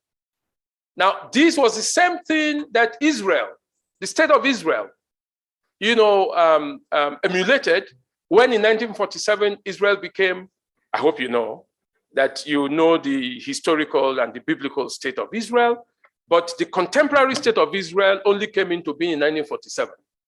When all of the Jews were encouraged to come back to the present territory where they are. And they were surrounded by enemies all around. And therefore, they were challenged to see how Israel was going to survive. The father of Israeli nationalism has a book called A State by All Means. Exactly. That summarizes the story of Israel. So what did they do? They created what they call kibbutzim. Kibbutzim are like the collectivities that Anton Makarenko had in Russia. And they took these children there to the kibbutzim. It's a rule in Israel. If you are not a product of the kibbutzim, you cannot hold office. Is that right? So we've heard of Moshe Dayan. You've heard of Golda Meir. Golda Meir was the first female prime minister of Israel. You've heard of Benjamin Netanyahu. All of these ones are products of the kibbutzim. It is Israel first, Israel second, Israel last. They will defend Israel to the last drop of their blood. Now, this is how to radicalize and de-radicalize. We must have a deliberate policy of re-socialization. And we have a platform, we have a leverage for doing that, the National Orientation Agency. But I think we need to pump more things into that and see how we can salvage our children. Thirdly, of course, our schools have to recognize that the physical space of the school is only a minute aspect of the school environment today. We ourselves, I don't have answers to that. We must begin to think of how to tease out pathways of how to address that. I know that in some universities, some mission-based universities or mission-owned universities, they say children cannot use phones. They bar them, they don't allow them to use phones. They don't allow them to have, iPads and so on, except that now, when you have online classes, you can stop them from using those gadgets. In one ministry, one denomination that I know, a long time ago, the people didn't listen to radio, they didn't watch TV. Yeah, but today, the guys even speak in American accents, and they watch, TV, they listen to radio and all of those things. Now, which are contradictions, but we can understand them. The world is moving fast. We must move with the world. Now, coronavirus has complicated this space issue. It has extended the frontiers, the borders of the spaces beyond our control. So we hope that in dealing with coronavirus, we are also dealing with one of the remedies that we require, to salvage the schools. Above all, and finally, if we don't get back to the place of literacy as the beginning and the end of our developmental process, the underbellies of conflict and war would remain the education sector. I thank you.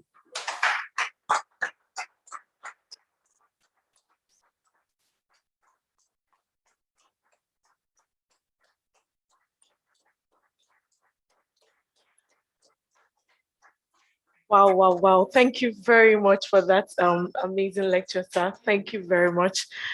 We appreciate you. I hope we all have our questions, but please permit me to recognize the chief lecturers in the College of Education. I recognize you all.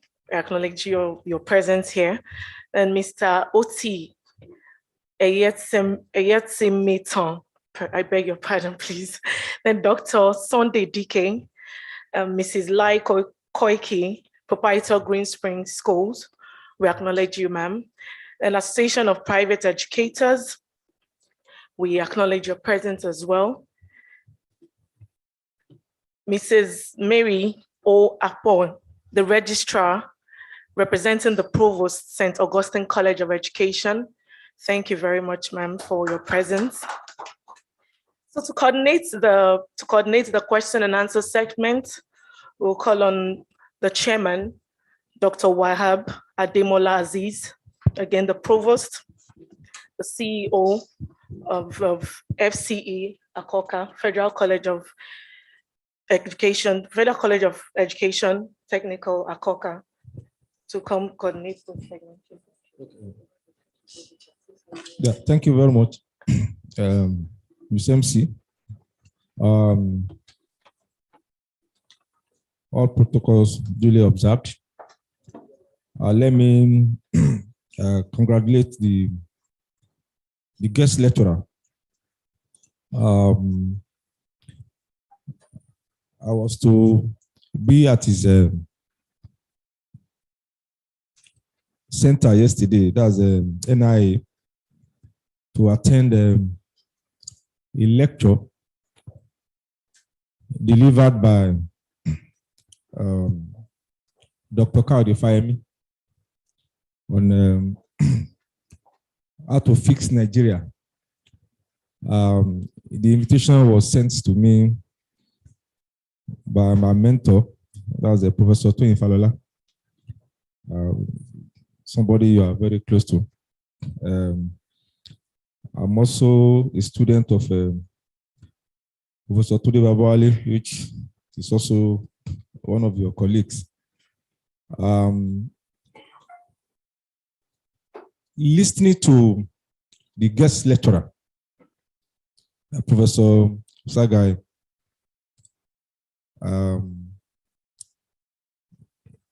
gives off the hope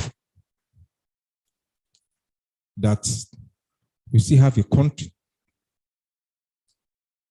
because if there's something Nigeria has not lacked, Nigeria is blessed with first-class intellectuals spread all over the place, both within and without. But just like he said, the political class doesn't value intellectuals. They see intellectuals as enemies because they derive advantages in deceiving the citizens. And what the political class, the intellectuals do is to also educate the people. And I'm sure that when some of us were in the university and we are taught by the contemporaries of the Professor Sagai, their generation supported active and virile student unionism, where students will go and attend symposium or symposia with professors and administrators in the same place, and even argue with their professors or with their teachers. I don't know whether that happens now. It's also part of the problem, because we must allow our youth, just like he said, to be properly educated. Not just that they attended university education or they have university education or polytechnic education. No, they must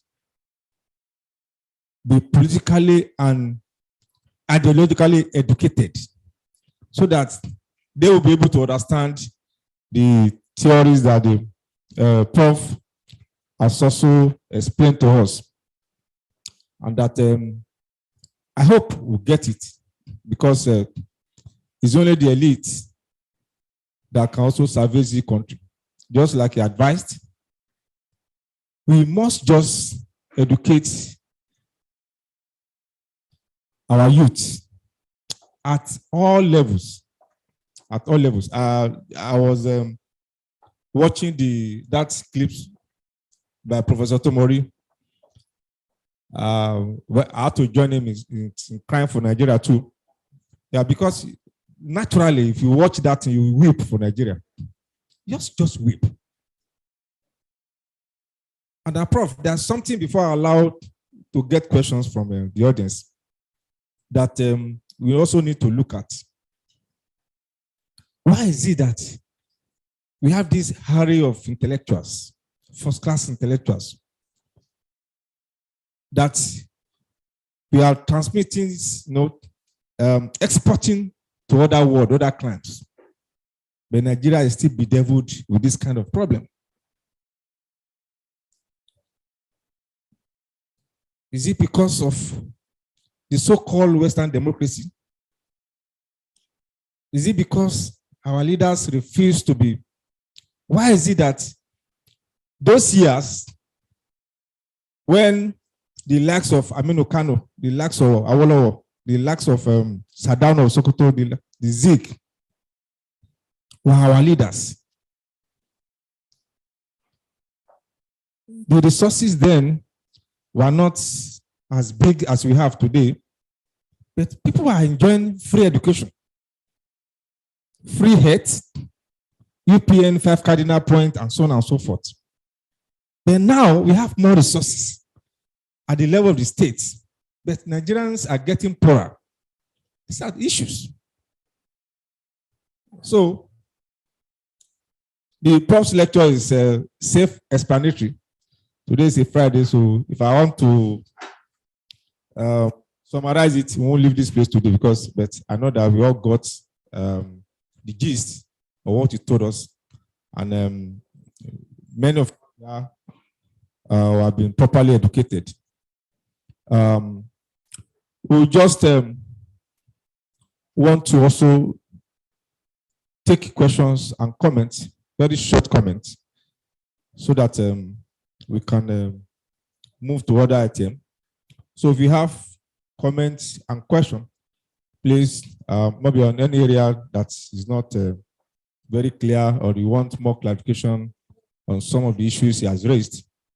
And I'm sure that later, the management of Corona will make the lecture, maybe be able to circulate the lecture, either in print on electronic format, so that, yes, and it can also be played on YouTube and so on and so forth. To serve as intellectual reference materials for most of us in the academia. So please, I want us to just signify and ask questions. Please, we are in an academic environment. We are neither in the mosque or in the church, where we may not be able to challenge our imam and pastors. But here, I think we can challenge anybody here. So please, question and yes, comments or question. Then those who are also who have joined virtually, I'm sure we can also take their comments too. Yeah, thank you. Yes, so we can get questions, comments from the Dean of Education, University of Lagos, Professor Wanga. If you have anything to say, fine. Education Secretary, Barrister Femi Oshodi Solo. You can also speak up if there's any comments, questions, anything. You just have to. Then the representative, Yaba Tech Rector, Dr. Omomia, you can also have you speak, ma'am. Then representative, Lagos State Polytechnic as well. Then the registrar, St. Augustine. We can have you all just say something before we go into the main questions proper. Thank you, ma'am. All right, sir. Thank you very much. All protocols duly observed. Just want to make a comment that in preparing for safer schools of the future, I think it has to start from here. As educators, we need to think of the current teachers we have not been prepared for the situation we have found ourselves in, what is now generally referred to as the new normal. So as a teacher training institution, we must ensure and endeavor to prepare our teachers such that they will be able to handle the current challenge and even the ones that are yet to come.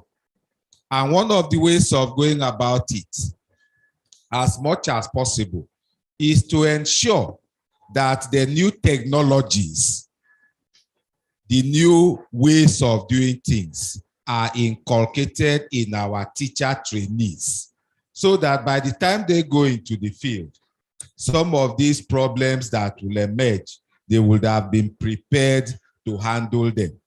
One of the reasons why students don't like school today is that our methodologies are outdated. We are not deploying the new technologies.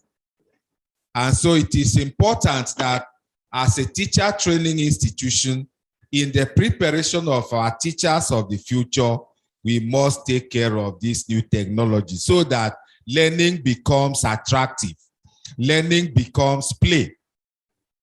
And once that happens, then we can be sure that some of these vices that we're talking about today would have become a thing of the past. Thank you. Thank you very much, sir. Thank you very much. Please, as we stand up, as we rise to give your comments or everything, let's kind of know who you are. Just try to introduce yourself so everybody could know. Ma'am? Okay, please come in. I'm Dr. Taiwo Momia, and I'm from Yaba College of Technology. I want to say that, just as Prof said, we have to make sure by all means we keep our children in school. Now, I see that there's a new ideology rising amongst the young ones. They are gradually feeling that schooling is not necessary, that you can actually make it in life without necessarily going to school.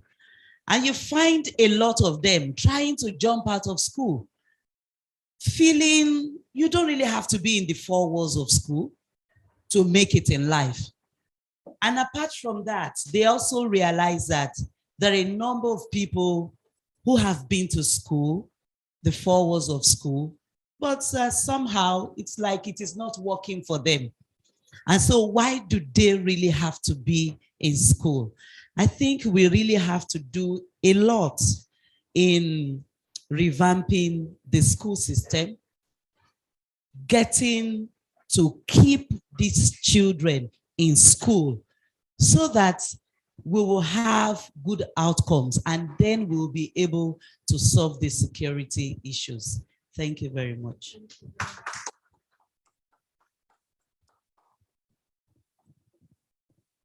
Any other comment or question, please? Good afternoon, everybody. Resting on the existing protocol, my name is Barrister Femi Ajibade Ogunwusi.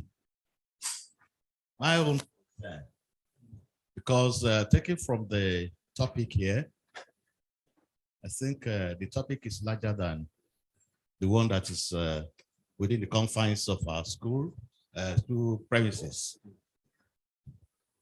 The major problem we have is the cankerworm in our society. We learned in the past that the school is the mirror of the society. The level of corruption in our system is enormous. The corruption extends to the building of minds on tribalism, on ethnicism, and other vices that are into our minds. Even at the top, the various problems we had this year,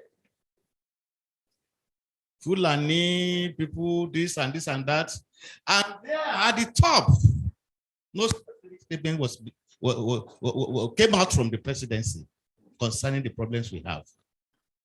They sent a lot of shivers to our spines. And when we have our children, they watch the television, they see things going on here and there, politicians, building houses, buying private jets and everything. Then the average student in the school, especially those politicians who are not even graduates of any university, who are dropouts, they flaunt their wealth here and there. And the children look back and say, see my parents stealing the ground every time and has no bicycle. I want to make it myself. What do? That is why you have 419, you have Yahoo, you have everything, because they want to make money. And so we have removed education from their minds. You have removed everything from their souls. So what they now depend on, what they now think of is money, money, money. And that is the problem we have in Nigeria. We have different backgrounds. Our religious backgrounds, our cultural backgrounds, everything. And it seems there is a kind of confusion. We don't even know where we are going. And the children themselves are confused. Like my own son, who just graduated as a pharmacist. I'm really not here. Bofe, would you like to get something to do with your pharmacy? He said that, leave me. What can pharmacy fetch me? What can it fetch me? It's not now. You don't need the money now. You build your future on this profession. You can take your graphic as your passion. He said, no, just let me see, let me sort myself out. Because this is the problem we have. There is serious conflicts. Conflicts in their minds. Even we parents, we have the conflicts, except we want to deceive ourselves. An average teacher, how much do we earn as teachers, as educators? 40 some. And an ordinary boy who is even a student somewhere is riding big cars. And the teacher, dedicated teacher for that matter, has nothing to show for years of his service in teaching profession. So, I don't know. And again, we are all confused though, because no matter when you say our technocrat, our professors, our let me tell you, everybody is now, I want to call it a contagious disease, because yes, an average professor, yeah, and that is the truth. A professor who becomes a doctor of the state is planning or the biggest chunk of the resources of the states. What are we talking about? So we have to retrace our steps, whether technology or no technology. It is this policies, the policies government make. They make a policy today, tomorrow, the policies. What do we do? We only need to, reorganize ourselves. When we talk of these agitations, Biafra or no Biafra, is legitimate as far as I'm concerned. Because when you have a marriage with certain people and you are trying to bring something up and you are trying to drag them down, they will say, no, please, I don't want to be dragged down. So the professor, our guest speaker, concluded by saying the only solution to our problem is literacy. Yes, literacy. I think Awolowo advocated this long time ago. And that had been the policy of Awolowo. But will those people, because they don't share the same culture, they don't share the same vision, Would they allow him to survive to even implement it? That is the problem we have. Ethnicity, tribalism, and everything. Everything is there. Thank you very much, sir. So thank you very much. So, can we have other comments or questions? Okay. So let's hear from him then before we go to the back seat. Thank Let's you. be as brief as possible as we can. Yes, take as I many stand on the responses. existing protocol. My take is a question to our guest. Sorry, my name is Felix Akinabi, representing Provost of Topmost College of Education. It's a question.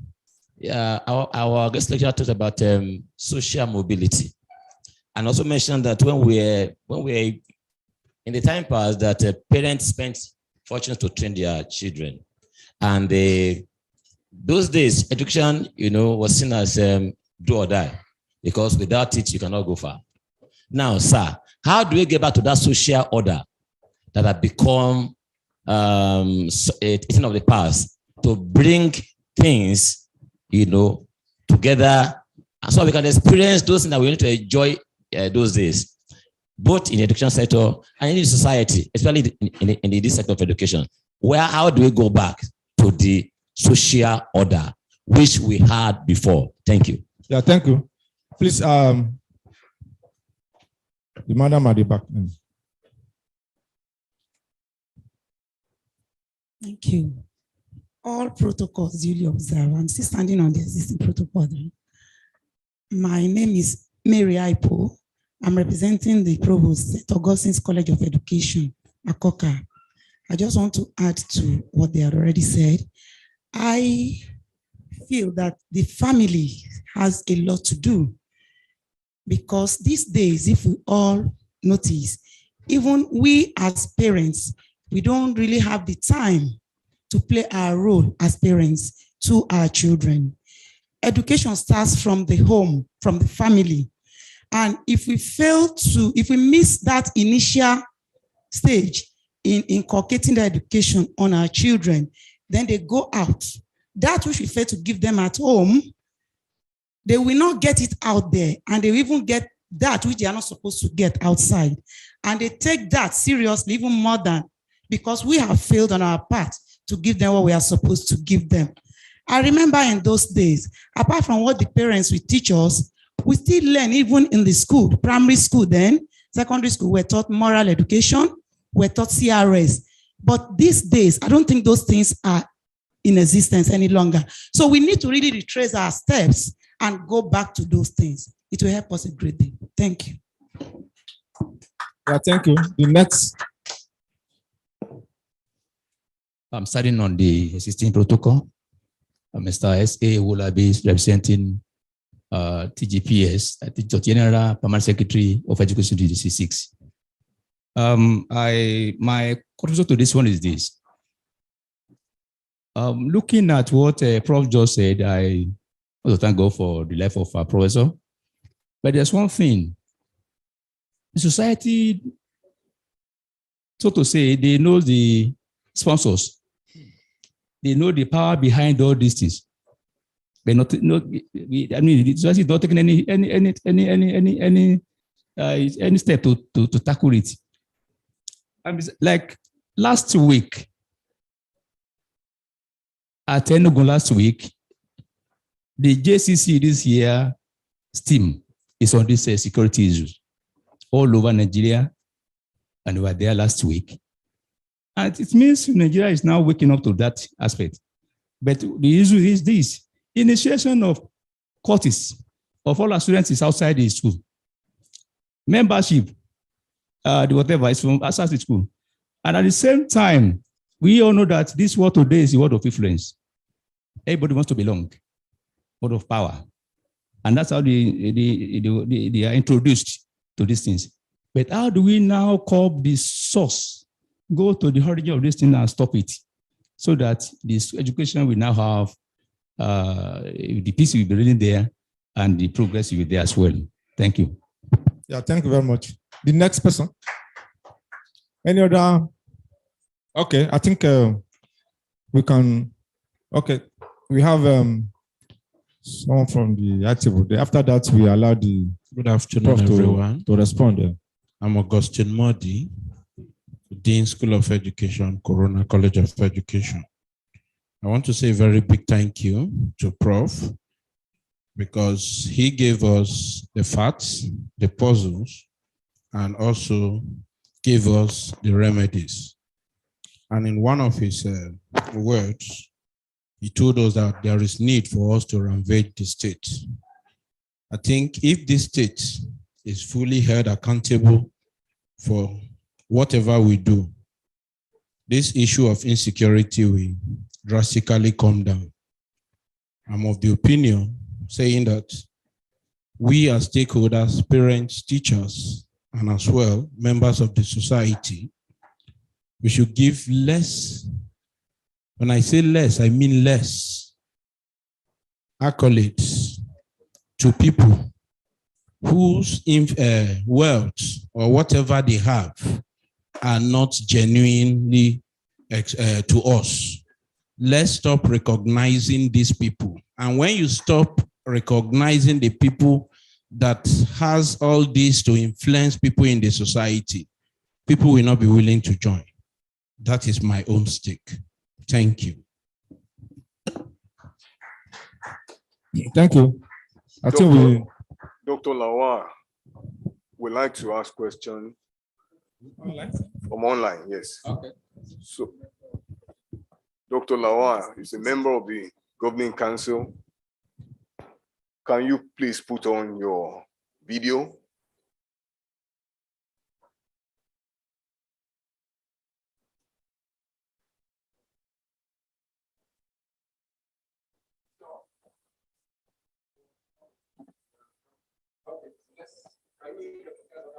Okay.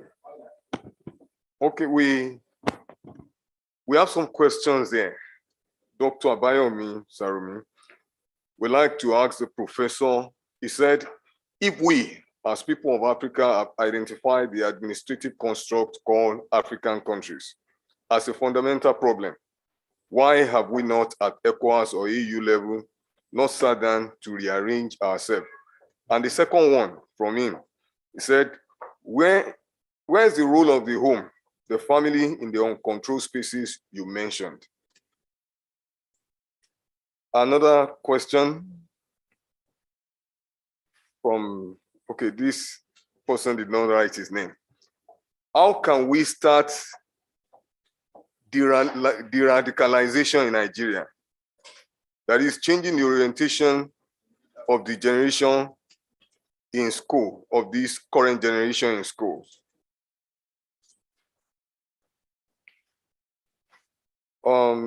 Professors, kindly share your thoughts and solution to the very recent incidents at Dowen College. Bullying is a non-security problem in our school. It's a known security problem in our school. Okay. We still have more. Okay. Sheyi from online said, apart from sensitizing or educating the younger and the older generation, are there other proactive steps the education stakeholders, administrators, teachers, lecturers, etc., can take within their controllable space in the fight against insurgency? Why is there a sudden increase in insecurity in schools in Nigeria? How can these problems be solved and pupils educated about these problems in the educational sectors in Nigeria? What role should the school heads and management play to eradicate or solve these problems in schools, especially problems of bullying in schools? Another one from online James online. The insecurities started with a group of people, politicians, ensuring they make another group, the educationists, irrelevant. They took out few and win them to their side. How do we correct this abnormality? And lastly, Emmanuel Ndubusi from online, how can we cope with the Child Protection Act currently in operation in our country? It doesn't favor teachers and parents to play their roles effectively in children upbringing. I have more questions coming. Professor, sir, you spoke about the roots of our security issues, reaching as deep as the origin of the national identity, which you called false. My questions: what roadmap can you share with the private players in the education sector on disapproving the falsehood and returning to our originality as a nation? And secondly, are these private players actually enabled and empowered to make significant impact in national orientation? Can the Israeli model work for Nigeria? Why have African leaders shied away from addressing the mistakes of the Berlin Conference, which I see as the foundation and genesis of many problems being faced in Africa? This one from Dr. Olautan Kuku. Dear Professor, if you are in charge, that is in control of things in the nation, give major steps that you will take that could change the fortunes of Nigeria in the face of current challenges in Nigerian educational system. Thank you.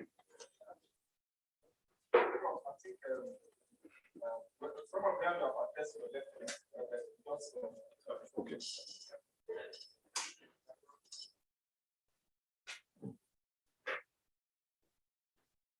Yes, okay. Thank you very much. You of course know that it would be almost impossible to respond to all of the questions, but let me acknowledge my dean. I didn't know you were, the person of reference.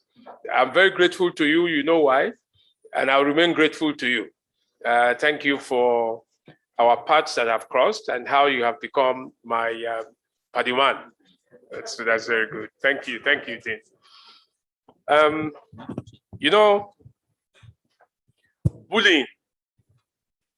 Bullying.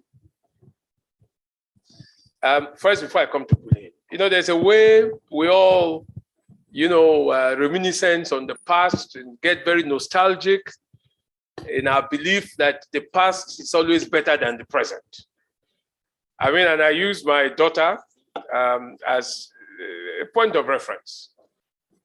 Each time she visited home at the University of Ibadan campus, she would say, Daddy, things have changed.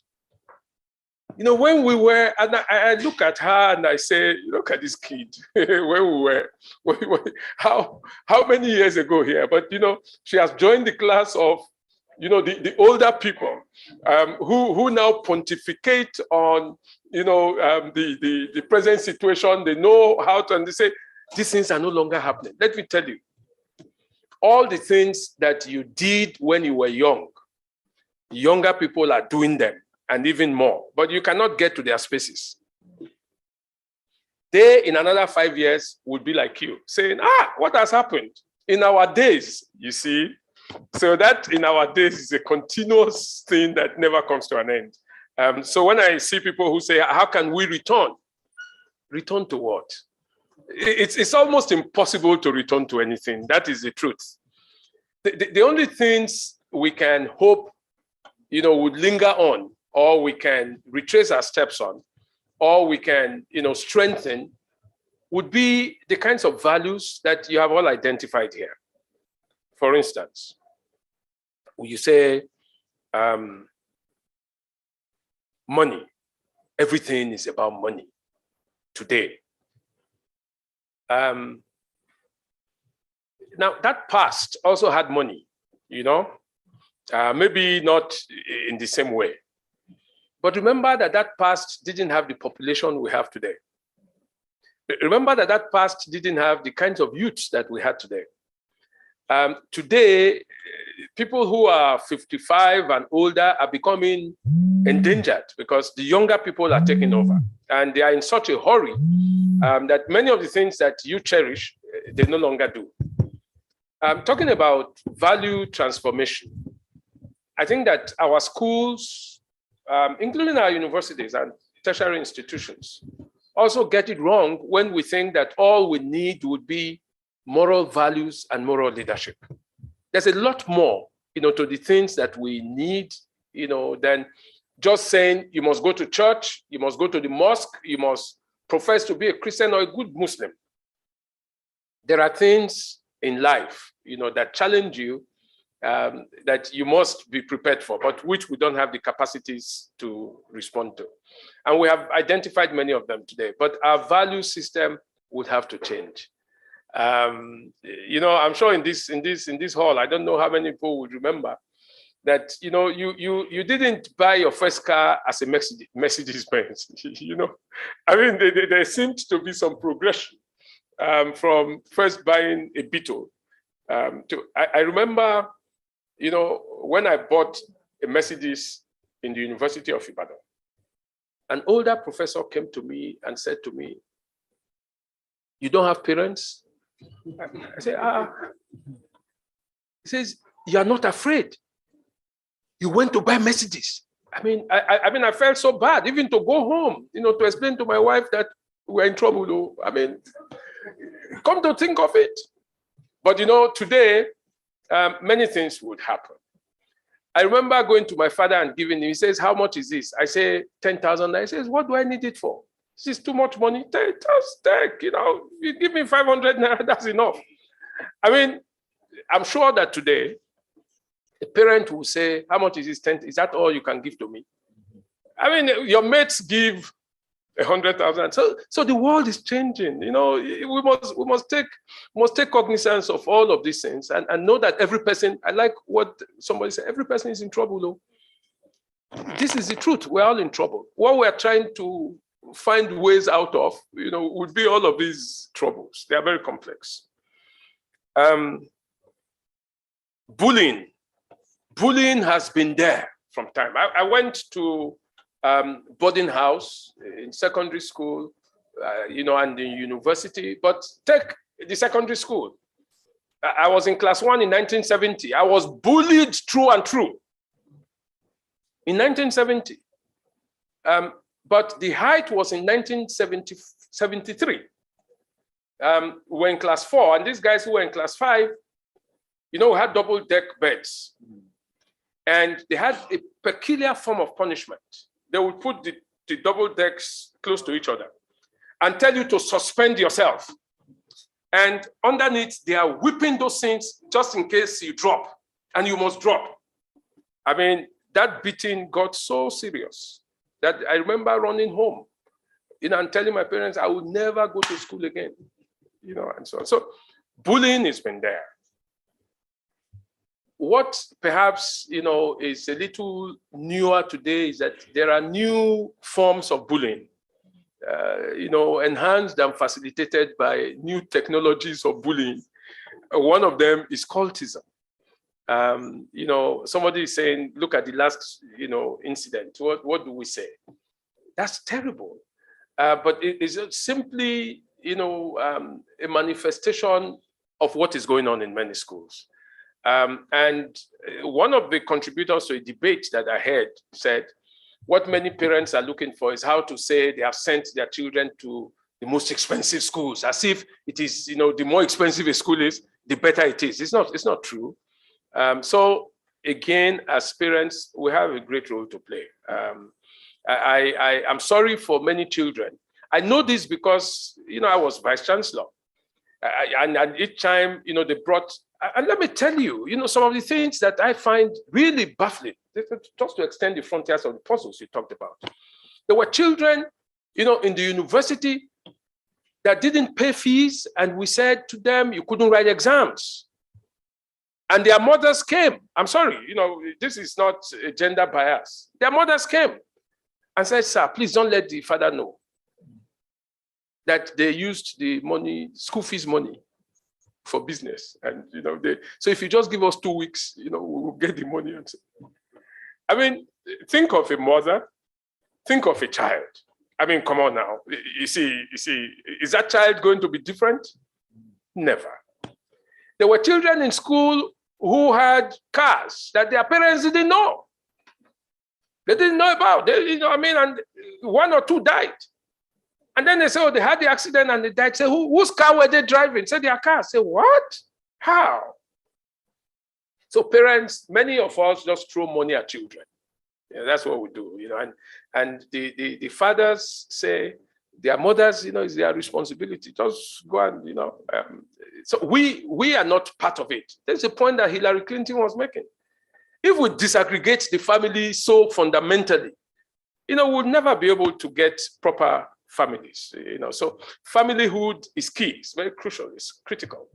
And I think that, school authorities must also be more sensitive, to these deviant, tendencies and dispositions that our children have that manifest in, things like, bullying and cultism. You can't be careful enough, but I'm sure as we did in our days, there are ways you can, have surveillance systems, you can have intelligence systems, and those things would help, even in the dormitories and so on. Those things help. Now,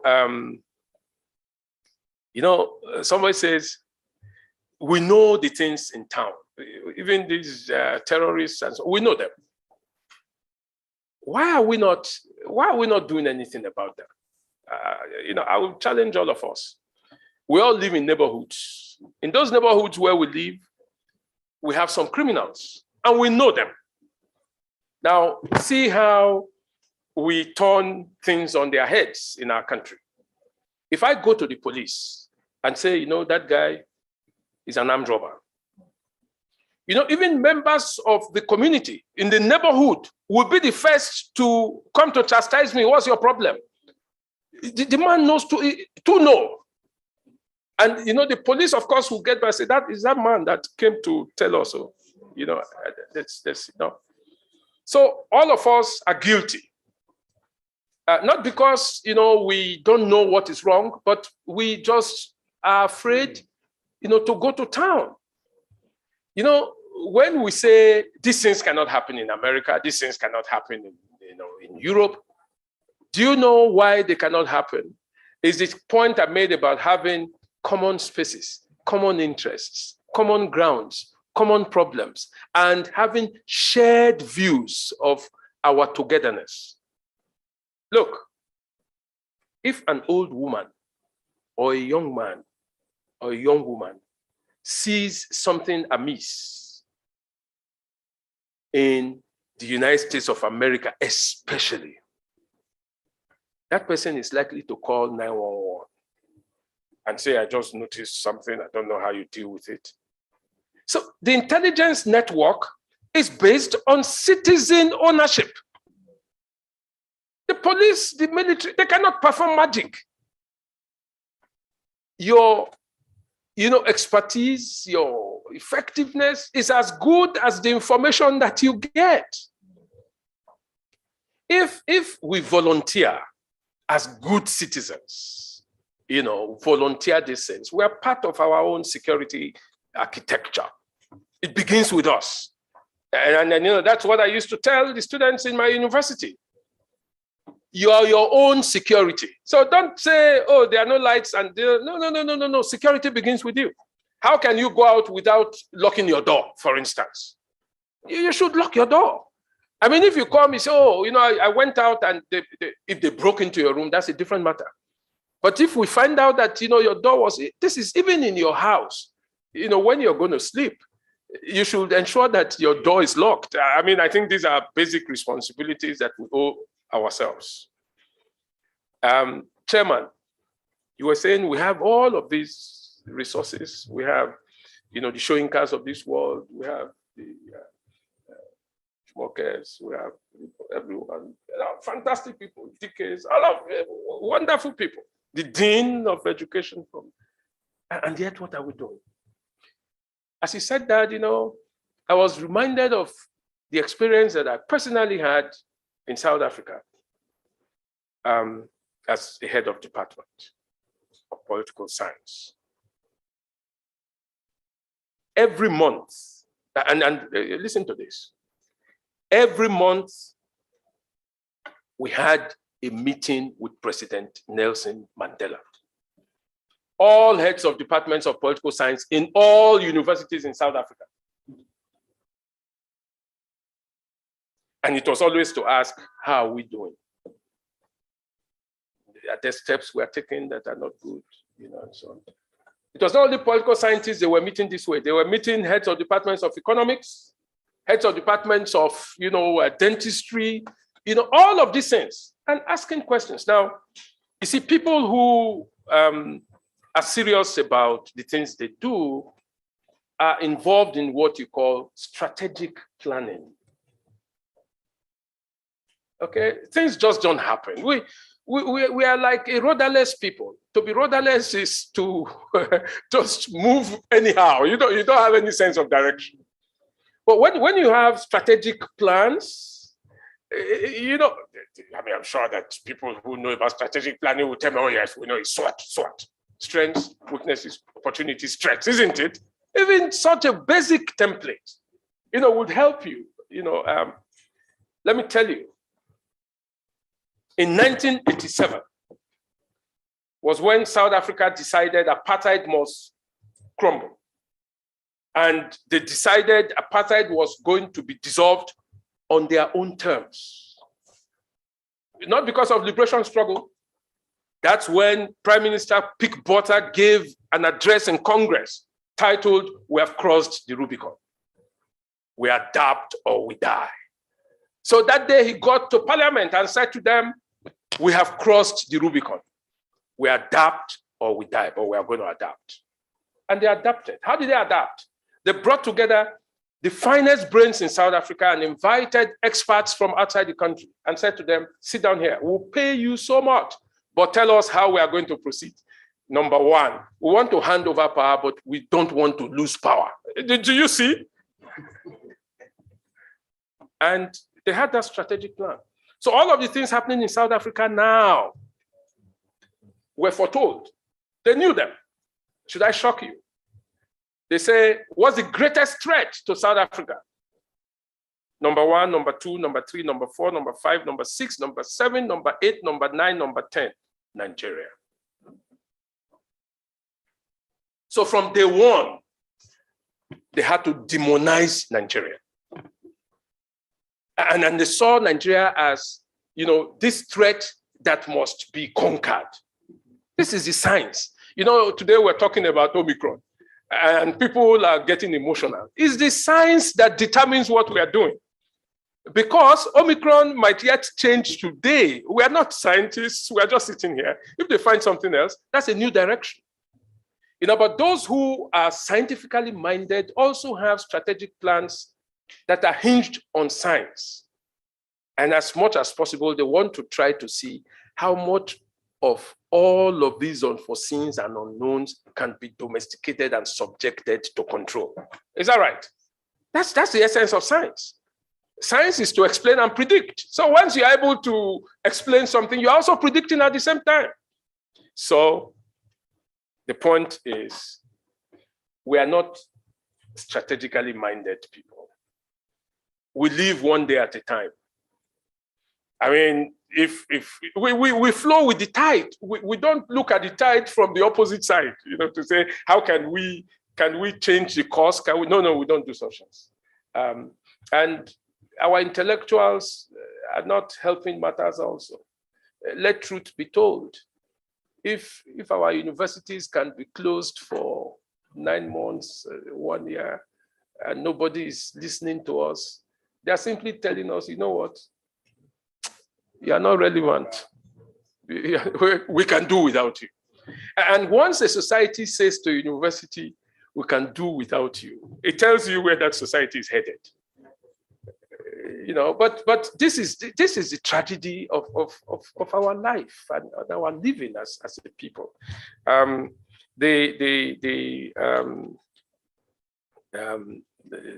somebody talked about politicians, but really, those politicians, I think that will be subject to another day. But the truth is that there's a politician in all of us. We're all politicians, all of us. To the extent that we agree or disagree, we're playing that part of us that is political. The final one I want to take is, somebody says, why has ECOWAS and AU, not addressed, this? Now, in 1963, when the OAU was founded, the leaders who met said, if we open up and say, can we begin to create organic states in places of states that came through the Berlin Conference, then Africa were opening up to endless conflicts. At that time, we had the all-ever movement. All-ever movement, that the Evers on the borderline between Togo and Ghana. So they had the all-ever movement. They wanted to form one country, an ever country. You had the all Somalia movement. Somalis are scattered, they are in Kenya, they are in Sudan, they are in Uganda, they are in Somalia, so they're everywhere. And so they say they want to be one.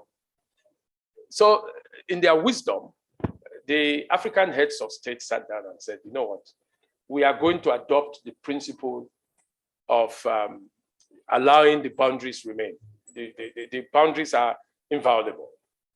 So we'll take them as they are, as a given. And again, whether it has helped or not, and I think it has helped, it has put pressure on saying, look, go and see how you can work together. The question of, break up and, fragmentation, that's the easy way out, but we're not going to do it. So let me repeat again. What is happening is that all of us are struggling to see how we can accommodate ourselves within existing systems. And somebody says, why are all of these things happening now? They're happening now because democratization has opened spaces that were closed before. And, when democratization happens, it simply reinforces what we call the J-curve theory. The letter J. The letter J starts from that and it gets to the bottom and begins to look up. According to this theory of conflict and how, frustration can lead to aggression and revolt, when things get very bad, they are dipping. You see, that's just the long eye. The things are deteriorating. What you used to buy for 10 naira is now 200 naira. What you used to buy for 1,000 is now 50,000. You are going down. And then you get to the bottom of the world. That's hell. That's the lower U of the J. You see? Now, if human beings were rational, you would expect that when they are at the lowest of that U, that's when they will revolt and rebel and say, never, this is too much, we can't do it. But according to this theory, they don't do that. It's when things are beginning to get better, when the opposite eye is beginning to look up. It's at that intersection of the little eye on top of the J that they revolt. Why? Because now they are saying, when we were dipping down, even when we were in the bottommost part, there was no hope. So you say, so it's possible. That's why they revolt when the eye is beginning to look up. Because now they are saying, we cannot wait anymore. Because now they see the possibility that they never saw before. Thank you.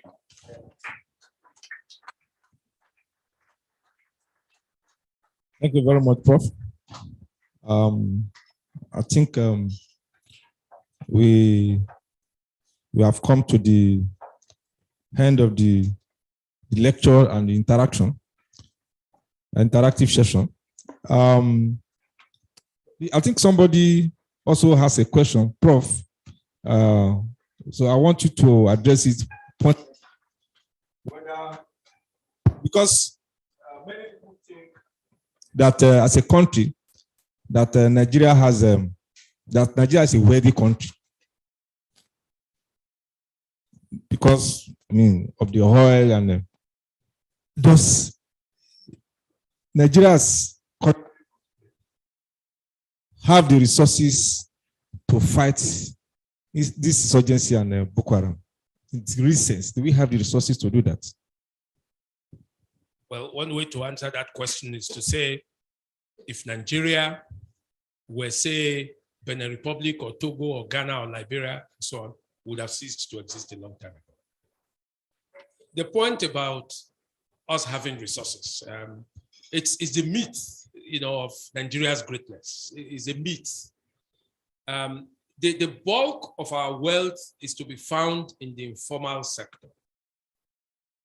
70 to 80% of the productive, categories in our country belongs to the informal sector. And that is not accounted for. But let's even look at the face of the formal sector. Ladies and gentlemen, the budget of the Federal Republic of Nigeria, the federal government, the state governments, the local governments, all of those budgets put together, all of them, would be less than the budget of New York City Council in 1 year. Did you hear me? The research budget of Harvard University in the United States of America is bigger than the budget of the federal government of Nigeria, the 36 state governments, and the 774 local governments of Nigeria combined. Research budget of just one, it's a private university, Harvard. So much for our wealth. And, so when we say, that Nigeria is very rich, it's a myth.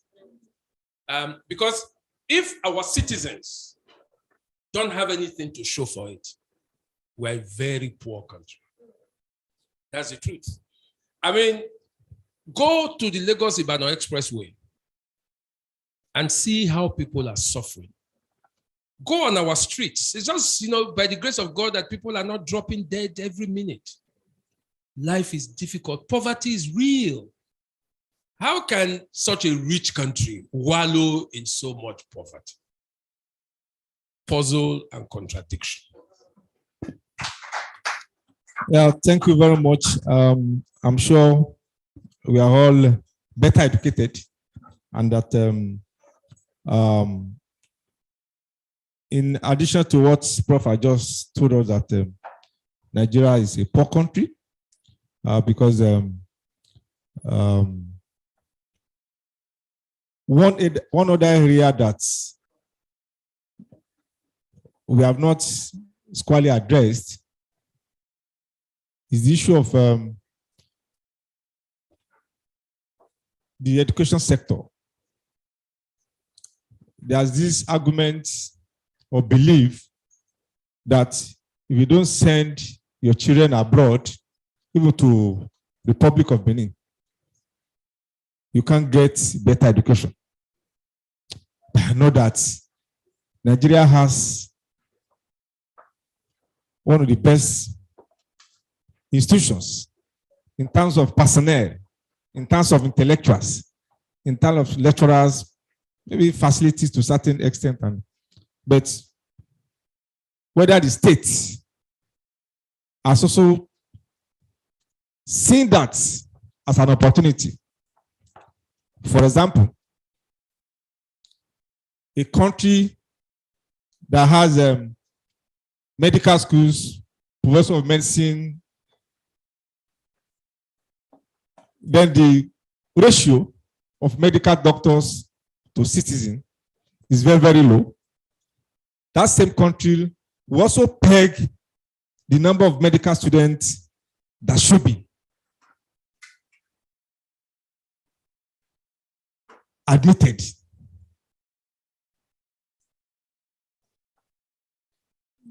Unilag maybe will be giving 100, medical students. Still, we don't have enough medical doctors. To read medicine, you must score as high as 90%. So in the other areas too. So one will be wondering whether we understand. And these same lecturers, once they cross the border, they just need little environment and they fit in America. And we keep on doing the same thing. Those doctors that produced, even with the resources, the mega resources of the state, will be left uncatered for, and they cross the border and go to another country, Canada. You don't even need to apply for visa again. Still, these are products of Nigerian institutions.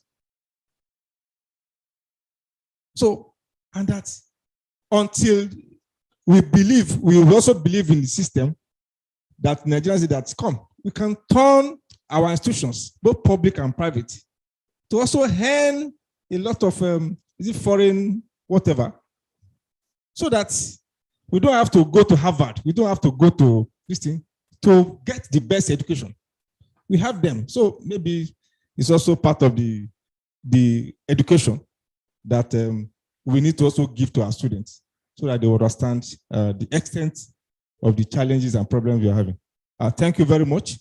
I think we are better enriched, and I'm sure that by the time we get back to our different locations, we also encourage our institutions that are here that we want to be attending more of these public lectures. I remember that as a dean in 2010 or so, when I organized a public lecture in my college, I said, what's this guy up to?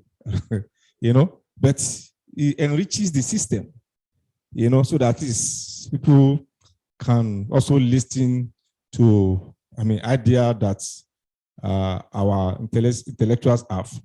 So we appreciate the decision of the management, the board, and council of Corona College for organizing this public lecture, and that the college has made a right choice.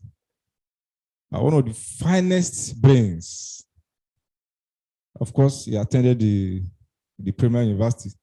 So I'm also a product of Premier University. So we thank you very much.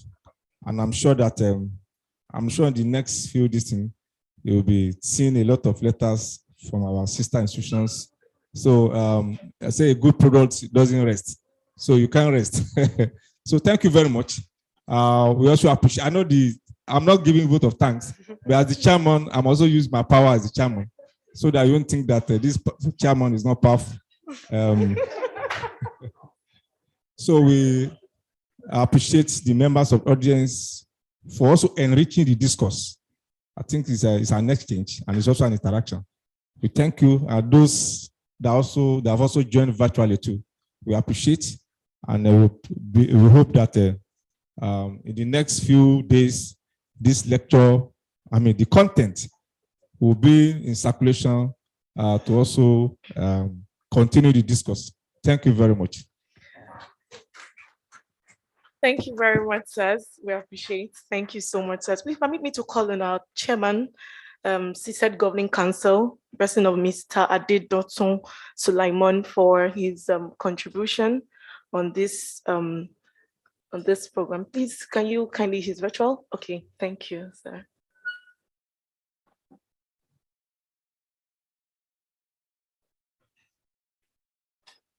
Good afternoon, ladies and gentlemen, and can you hear me? Yes, sir. Yeah, okay. Thank you very much. And special thanks to our guest lecturer. We've just listened to a most enlightening lecture. And of course, congratulations to the management of the college for initiating this lecture series. This is the third in the series. It looks like it gets better and better and better with each edition. And for those who have participated, I think you just stay tuned. I'm sure there is more in the pipeline. So thank you very much, Professor Osagai, and for a most illuminating lecture. Of course, reading your profile or listening to your profile being read and so on, I would say you haven't disappointed. You haven't disappointed at all. And I hope in the future, if we call you to come and talk to us again, I'm sure you're obliged. So on behalf of the council, I'll say thank you very much for your time this afternoon, this morning, this afternoon. And my thanks to all those who've put this together. So we expect there will be a fourth one and a fifth one. So I hope the management of the college will be announcing the details of the subsequent events. For me, it's been a pleasure, and good afternoon, everybody, and thanks for listening in. Thank you very much, sir. Yeah, thank you very much, sir. Thank you for that. Just a quick acknowledgement to Dr. Alex Agbagbara, Dr. Amo Kende, Dr. Maruf Oladejo. Thank you for joining on site online. Thank you, Dr. Tunde Lawal, Mrs. Margaret Ibinoba, then Professor Emmanuel Adedon of Mountain Top University. Thank you so much for joining us. So right about now, we'll call on Mrs. Nora Jegede for the vote of thanks. Mrs. Nora Jegede, the Training and Development Manager, Corona College of Education Consult. Please, a round of applause, please.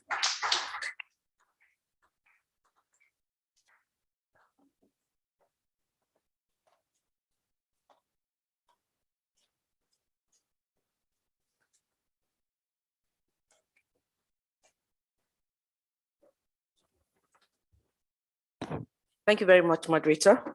Good afternoon, everyone.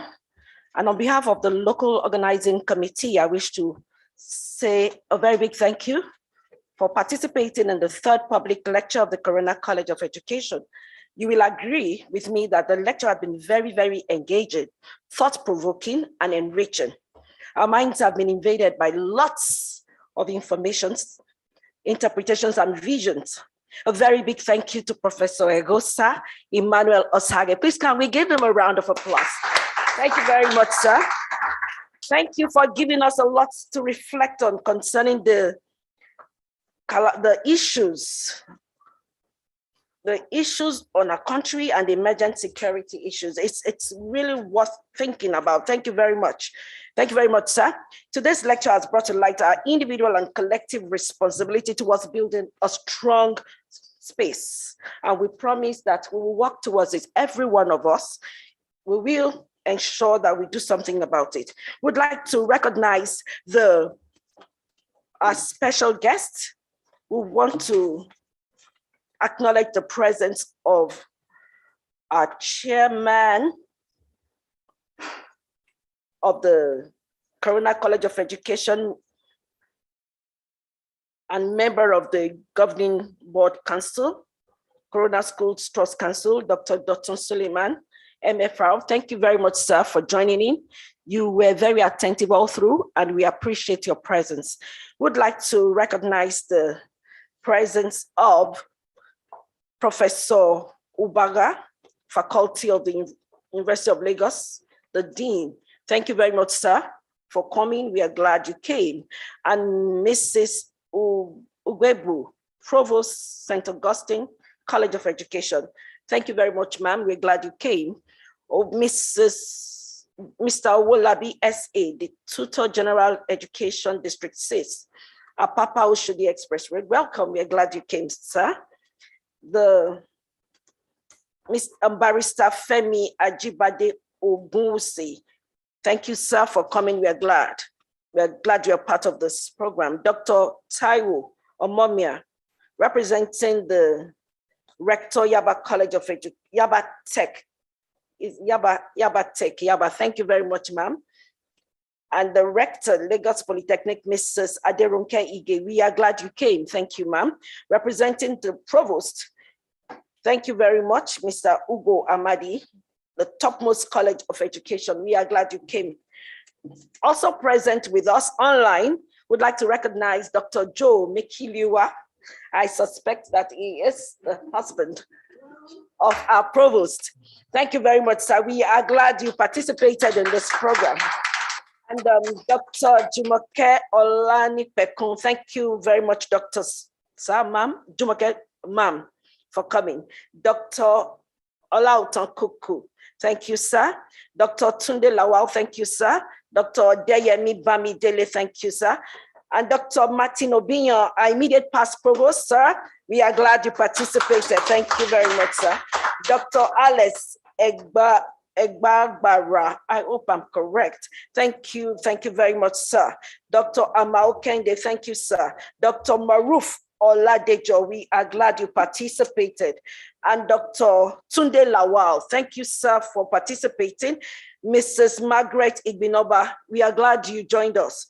Professor Emmanuel Adedu, thank you, Professor of the Mountaintop University. Thank you very much, ma'am. Mrs. Lai Koiki, the proprietor of Green Spring Schools. Thank you, ma'am. We are glad you participated. Association of Private Educators in Nigeria. Thank you very much for joining in. And Intergeneral Education District 2, St. Agnes Catholic Church, Road, Maryland. Thank you. Sorry, I can't read. Otto, I hope I am. Otto 2. Thank you. Oh, okay, but it's not written here. It's not written here. Olawale, thank you very much. We appreciate your participation. And the Education District 2, Mrs. Shajola, thank you very much, ma'am. We are glad you joined us. And Mrs. Mary O. I. Paul, the registrar representing the Provost St. Augustine College of Education. Thank you, ma'am. We are so glad. Paraventure, we have missed out your name. We apologize. We recognize your presence and we are glad you participated. It's been very, very enriching, very insightful. Once again, thank you to our professor and to our chairman, sir. I was trying to get your apologies. I wanted to call you by your name and I guess I have to peep. Dr. Wahab Ademola Aziz. Thank you very much, sir. We appreciate your contribution. We are so glad you joined us. And to everyone, if I didn't mention your name, it is not because you are not important. You are VIP, and we are glad you joined us. Thank you once again. So on behalf of the local organizing committee, I say a big thank you to everyone. Thank you to our management, the Corona Schools, Corona College of Education, to the management staff. I say thank you for this beautiful opportunity. I'm glad. Have a great day. And we look forward to having you during our Public Lecture Series 4. Thank you very much. God bless. Thank you very much, Mrs. Nora Jegede, for that. Distinguished ladies and gentlemen, we've come to the end of the third public lecture for this year, and we hope to see you in the fourth series. We will all rise for the national anthem.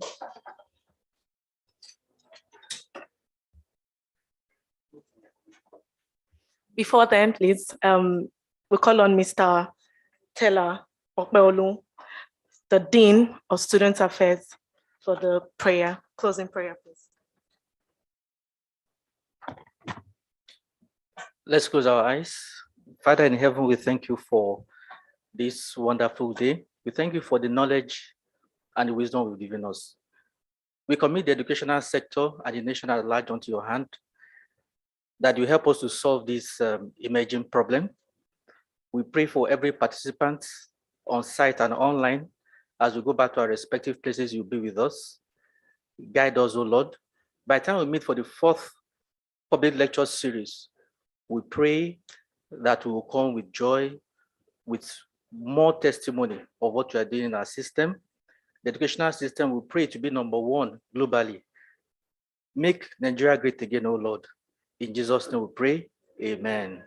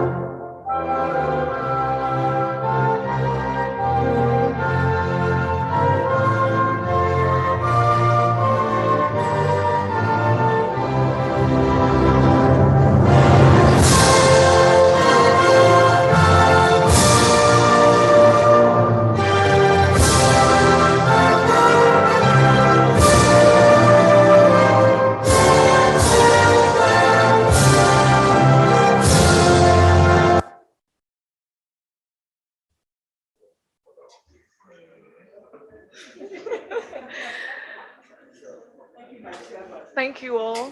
Thank you all. Thank you all. All right, thank you very much, sir.